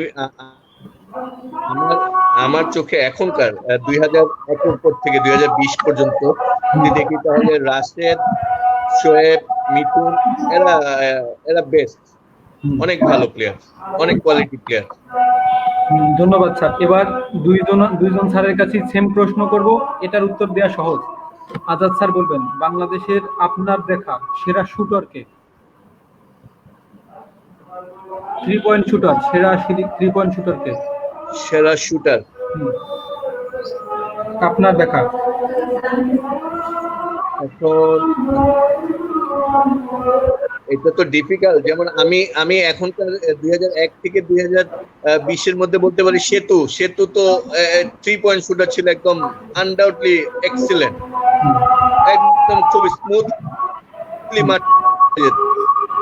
আচ্ছা, আকাশ এই ব্যাপারে একমত কিনা আমার সাথে আমি জানি না। আচ্ছা, এটা অবশ্যই স্যার আমি একমত, এবং ওনার লং রেঞ্জ শুটিং খুবই চমৎকার ছিল স্যার। উনি হাফ কোর্ট পার হওয়ার পরে যত দূরে থেকে শুট করতে পারে এরকম অ্যাবিলিটি আমাদের হ্যাঁ, হ্যাঁ। এখন প্রেজেন্ট ন্যাশনাল টিম অনেকেরই নাই স্যার, এরকম ability আমাদের নাই স্যার। আচ্ছা, আমরা আজগর স্যারের কাছে জানতে চাইবো তার চোখে দেখা, যদি আজগর স্যার একটু বলেন। শুধু চোখে দেখা না, আমি তৈরিও করেছি, সেটা সেতুকেই তৈরি করেছিলাম। 2002 যখন সেতু ভর্তি হয়, যখন খেলতেই চাচ্ছিল না, তখন সেতুকেই আমি তৈরি করেছিলাম one of the best player হিসেবে, এবং হি ওয়াজ দ্য বেস্ট শুটার। এবং তাকে টিমে রাখাই হইতো এই কারণে, মানে এইভাবে রাখা হতো যাতে করে হি ইজ নট হ্যাজার্ড। কেউ হয়তো তাকে প্রবলেম করতে যেমন না পারে, বল পাইলো বা শুট করে দিল। সেতো ওয়াজ দ্য বেস্ট। এখন আমি 2004 দিয়ে আর ফেডারেশনে যাই না, তারপর 2004 পরে আর আমি বলতে পারবো না। ওকে, ধন্যবাদ স্যার। এবার আমরা কিছু আমাদের অনুষ্ঠানের নিয়ম অনুযায়ী কিছু প্রশ্ন আছে আমাদের জন্য। সেটা হচ্ছে, আজাদ স্যারও কোচিং করে ডিপ্লোমা করেছেন আরো অনেক, প্রায় 20 বছর আগে। আর আজগর স্যার তো শুরু করেছেন বাস্কেটবল একদম বিকেএসপিতে প্রথম থেকে। তো আপনাদের দুজনেরই একটু পরামর্শ দিবেন যে বর্তমান যারা কোচিং শুরু করছে, যেমন এই খালেদ মাহমুদ আকাশ বিকেএসপিতে অলরেডি কোচিং শুরু করে কোচ হিসেবে জয়েন করেছে, বা আরো আমরা যারা আছি নতুন, এই কোচদের জন্য কি পরামর্শ থাকবে আপনাদের কাছ থেকে, আমাদের জন্য কি পরামর্শ থাকবে? প্রথমে আজাদ আজকে স্যার বলবেন না আমি বলবো? আজকে স্যার বলেন প্লিজ। আচ্ছা, আমি বলে একটাই বলবো যে ওদের কোচিং আমি দেখি নেই, কোচিং এর মান সম্বন্ধে আমি জানি না। তাছাড়া ওরা কতটুকু হোমওয়ার্ক করে সেই সম্বন্ধে আমার কোনো আইডিয়া নাই। আর যারা হোমওয়ার্কই করে না তাদেরকে আমি খুব ভালো কোচ কোনোদিনই বলতে পারি না। তবে তারা কিরকম ধরনের কোচিং করে এটা যেহেতু আমি জানি না, কমেন্ট করা ঠিক হবে না। তবে আমি এতটুকু বলতে পারি যে এরা যদি একত্রিত হয়ে হোমওয়ার্ক করে এবং যদি তারা প্রয়োজন মনে করে কার সাহায্য নেওয়ার যদি নেয়, তাহলে কিন্তু এখনকার জমানা এত সহজ হয়ে গেছে একটা জিনিসকে পিক আপ করা। সে তো থ্যাংক ইউ ভেরি মাচ, তুমি অনেক কিছু লিখতেছো, উত্তর দেওয়া সম্ভব না। তো আর ওদের যা ব্রেন আছে বিকেএসপিতে, যেহেতু তারা লেখাপড়া করছে, সুযোগ পাইছে, তারা যদি কিছু একটা টিপস আমাদের কাছ থেকে বা যারা সিনিয়র আছে তাদের কাছ থেকে পায়, তারা আমাদের চেয়ে অনেক ভালোবাসবে। তবে দুইটা কথা মনে রাখতে হবে, তা না হলে আমি তাদের সম্বন্ধে কোনো কথা বলতে পারি না। সেটা হলে এই love the game first then love the student. এই দুইটাকে যদি ভালোবাসতে পারো তাহলে প্রফেশনে থাকো, তাহলে ইট ইজ বেটার যে অন্য যে কোনো প্রফেশনে চলে গেলেও ভালো। কারণ টুডে ও টুমোরো তুমি যাই বলো আর না বলো, তোমাকে কিন্তু জব দিতে হবে তোমার নিজের বিবেকের কাছে, জব দিতে হবে তোমার বিকেএসপির কাছে, জব দিতে হবে জাতির কাছে। আলটিমেটলি যে সৃষ্টিকর্তা সে যে তুমি বাস্কেটবল কোচ হিসেবে তোমাকে ছেড়ে দিব তাও কিন্তু না, তোমাকে জিজ্ঞাসা করবো what you have done in your job. তাই আমি বললো আগে ভালোবাসো বাস্কেটবলকে, তারপর ভালোবাসো প্লেয়ারকে। যদি ভালোবাসতে না পারো তাহলে যেটাকে ভালোবাসো ওইখানে চলে যাও। আর যদি এই দুটো ভালোবাসতে পারো তাহলে আমি শিওর যে তোমাদের যে বয়স, এই বয়সে তুমি যদি চেষ্টা করো তাহলে 100% তোমরা আমাদের চেয়ে অনেক অনেক অনেক ভালো রেজাল্ট দিতে পারবে। ধন্যবাদ স্যার। এবার আজাদ স্যার এই বিষয়ে কিছু পরামর্শ যদি দিতেন স্যার। হ্যাঁ, আমি বলবো নতুন কোচদের উদ্দেশ্যে যে নতুন কোচদের নতুন নতুন টেকনোলজি আসছে, নতুন নতুন সবকিছুই অ্যাডভান্স টেকনোলজি আসছে। তো এগুলির সাথে অ্যাডাপ্ট করার জন্য নিজেকে এডুকেটেড করতে হবে। পাশাপাশি যারা সিনিয়র প্লেয়ার ছিলেন এবং ভালো কোচ ছিলেন তাদের সাথেও কনসাল্ট করে নিজেকে সমৃদ্ধ করতে হবে। এবং যা জানানো হবে, সাপোজ আকাশ বিকেএসপিতে কোচ হিসেবে জয়েন করেছে, সে এখন যে বাচ্চাদের ক্লাস 7-8 এর ক্যাডেটদের যে শেখাচ্ছে, এখানে কিন্তু বেসিকটা একদম ভালো হওয়া উচিত। এই বেসিকটা ভালো হলেই কিন্তু তার ফাউন্ডেশন ভালো হলে সে পরবর্তীতে কিন্তু আরো ভালো হবে। তো আমি নতুন কোচদের উদ্দেশ্যে বলবো আকাশের মতো আরো যারা সুমন যারা আছো এবং সারা বাংলাদেশে যারা ইন্টারেস্টেড কোচ হিসেবে আসার জন্য, সবার উদ্দেশ্যে বলবো যে কোচ হতে হলে ডেডিকেশন লাগবে। ডেডিকেশন এবং কোচদেরও কিন্তু নিশ্চয়তা দিতে হবে সরকারকে যে তুমি কাজ করো, তোমার পিছনে আমরা আছি। এখন নিজের যদি নিশ্চয়তা না থাকে লাইফের, সে তো আর পরবর্তীতে এগোতে চাবে না।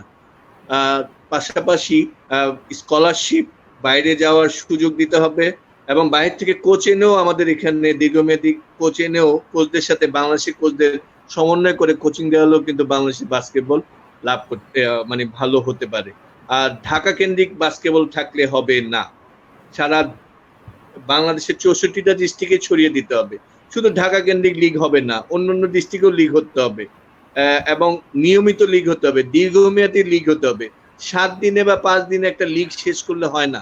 একটা প্লেয়ারের জন্য আকাশ গত ইয়েতে বলছিল যে নেপালে সে তার খেলার অভিজ্ঞতা আছে, সেখানে 2 মাস যাবত একটা টুর্নামেন্ট হয়, লিগ হয়, তারও 1 মাস আগে থেকে প্লেয়াররা কোচিং করে।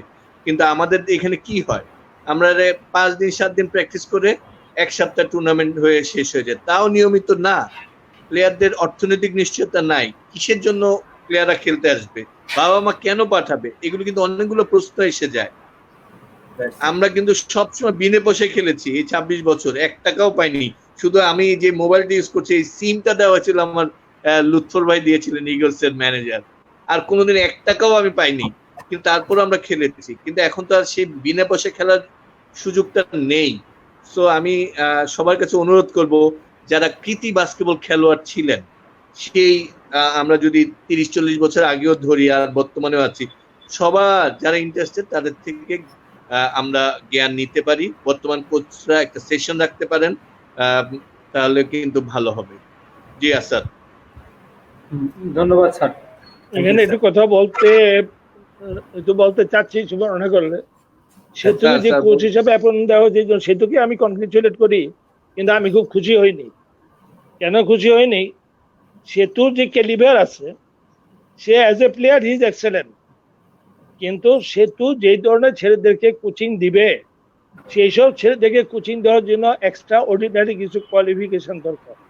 সেটা কোয়ালিফিকেশন মানে হইল যে সাইকোলজিক্যাল ট্রিটমেন্ট, তারপরে কোনখান থেকে কিভাবে আরম্ভ করতে হবে, কি করলে ছেলেদেরকে সে ঠিকমতো শিখিতে পারবে, এই জিনিসগুলি কিন্তু তার সুযোগ যদি না দেওয়া হয় তাহলে কিন্তু সে কোচ হতে পারবে, কিন্তু সে আলটিমেটলি নষ্ট হয়ে যাবে।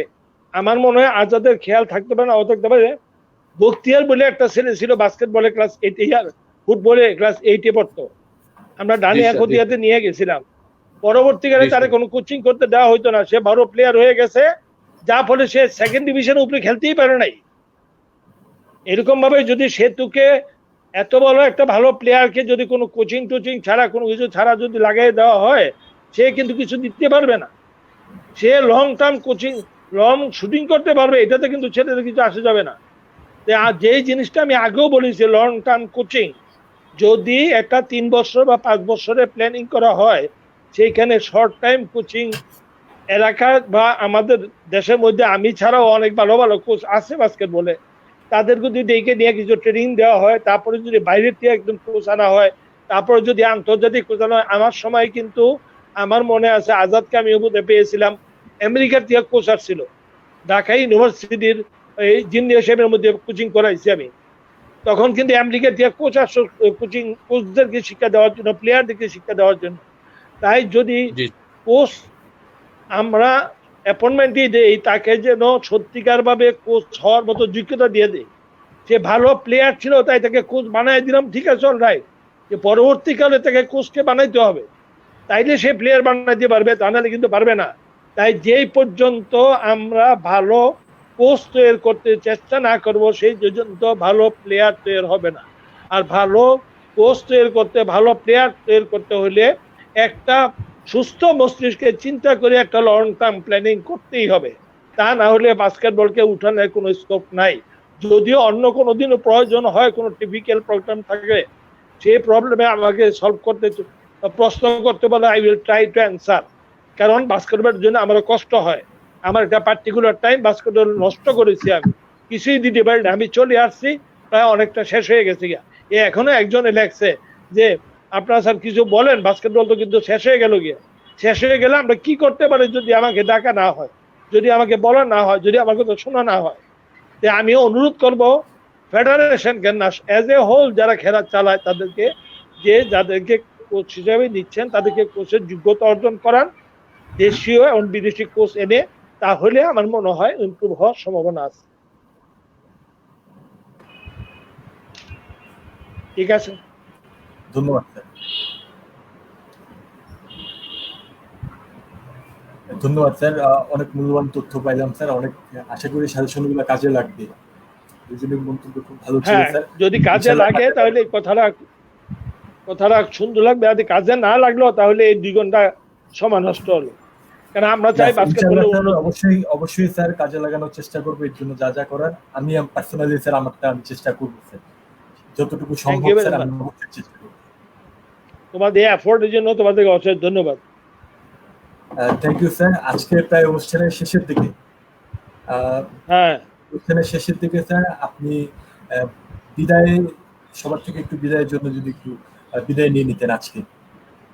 আপনি শুধু একটাই বিদায়, সবার জন্য দোয়া করি, যাদের করোনা হয় নাই তাদেরকে যেন আল্লাহ সেভ করে, যারা হয়েছে তারা যেন সুস্থ হয়ে যায়, যারা চলে গেছে তাদের জন্য ব্যস্ত নসিব করে, আর যারা ভালো কাজ করতে চাও আল্লাহ যেন মেহেরবানি করে তাদেরকে জীবিত রাখে এবং ভালো কাজ করার সুযোগ করে দেয়।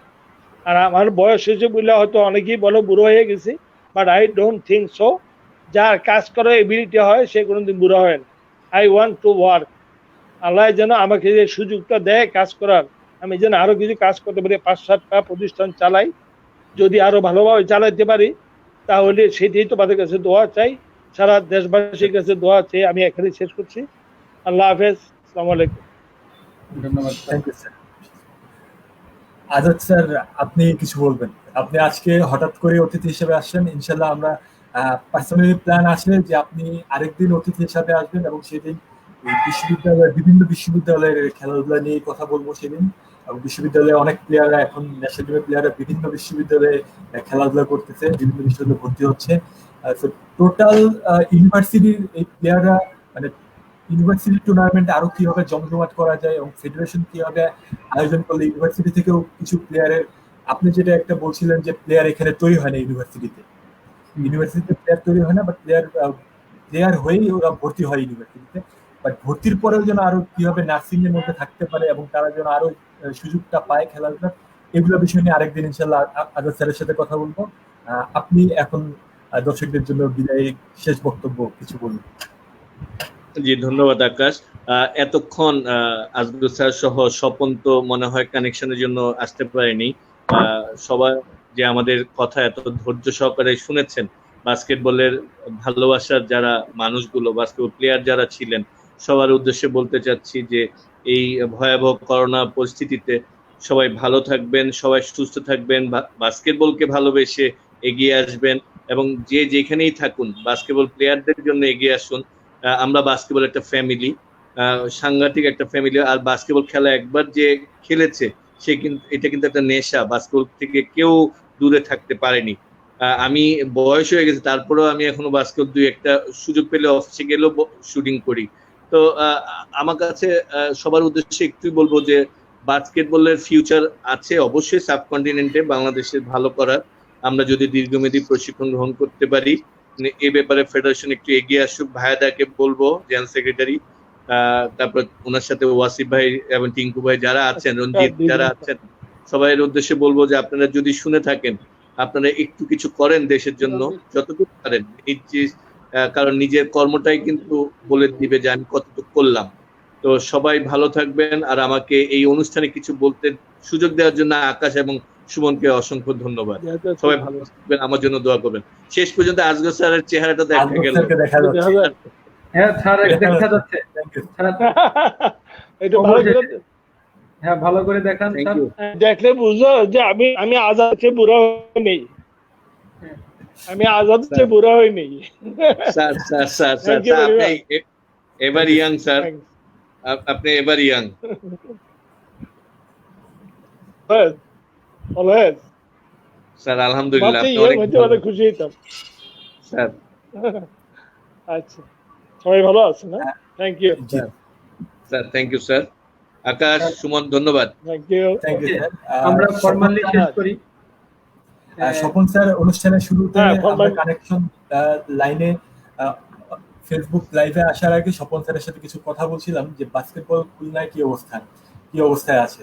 উনি যেমনটা জানাচ্ছিলেন যে খুলনায় অনেক প্লেয়ারদের মধ্যে, অনেক তরুণদের মধ্যে খুবই আগ্রহ, এবং ওখানকার একটা missionary school, saint Joseph school সম্ভবত, এবং ওখানকার জেলা স্কুলে নতুন করে বাস্কেটবল কোর্ট তৈরি করা হচ্ছে, এবং উনি সেখানে বিভিন্ন অনেক সময় ধরে কাজ করতেছেন, ওখানে বিভিন্ন প্লেয়ারও তৈরি করেছে, এবং খুলনা জেলা স্কুল সম্ভবত জাতীয় ইন্টার স্কুলে চ্যাম্পিয়ন হয়েছে এরকম। তো ওইখানে একটা প্লেয়ারদের একটা উর্বর ভূমি বলা যেতে পারে খুলনায়, অবশ্যই একটা উর্বর ভূমি, এবং আশা করি আমি ফেডারেশনের দৃষ্টি আকর্ষণ করে বলতে চাই যে খুলনা সহ অন্যান্য বিভিন্ন জায়গায় যেখানে খেলোয়াড়ের এরকম প্রোডাকশন অনেক ভালো, সেখানে যেন ফেডারেশন আরো সুনজর দেয়। সেই সাথে খুলনা জেলা সহ বিভিন্ন জায়গায় লিগ হতো, খুলনা ডিস্ট্রিক্ট লিগ যেটা হতো সেটা যেন চালু থাকে, এরকম যেন উদ্যোগ নিতে পারে, এবং সেখানকার যারা কৃতি সংগঠক ছিল, যেমন সেলিম চৌধুরী স্যারের কথা স্বপন স্যারও বলছেন, এরকম যারা ছিল তারা যেন আবার পুনরায় অ্যাক্টিভলি কাজ শুরু করে, এরকম তাদের দৃষ্টি আকর্ষণ করে। আজকের অনুষ্ঠান প্রায় এখানেই শেষ করছি। ধন্যবাদ সবাইকে। ধন্যবাদ। Thank you. খুদা। Thank you sir. Thank you.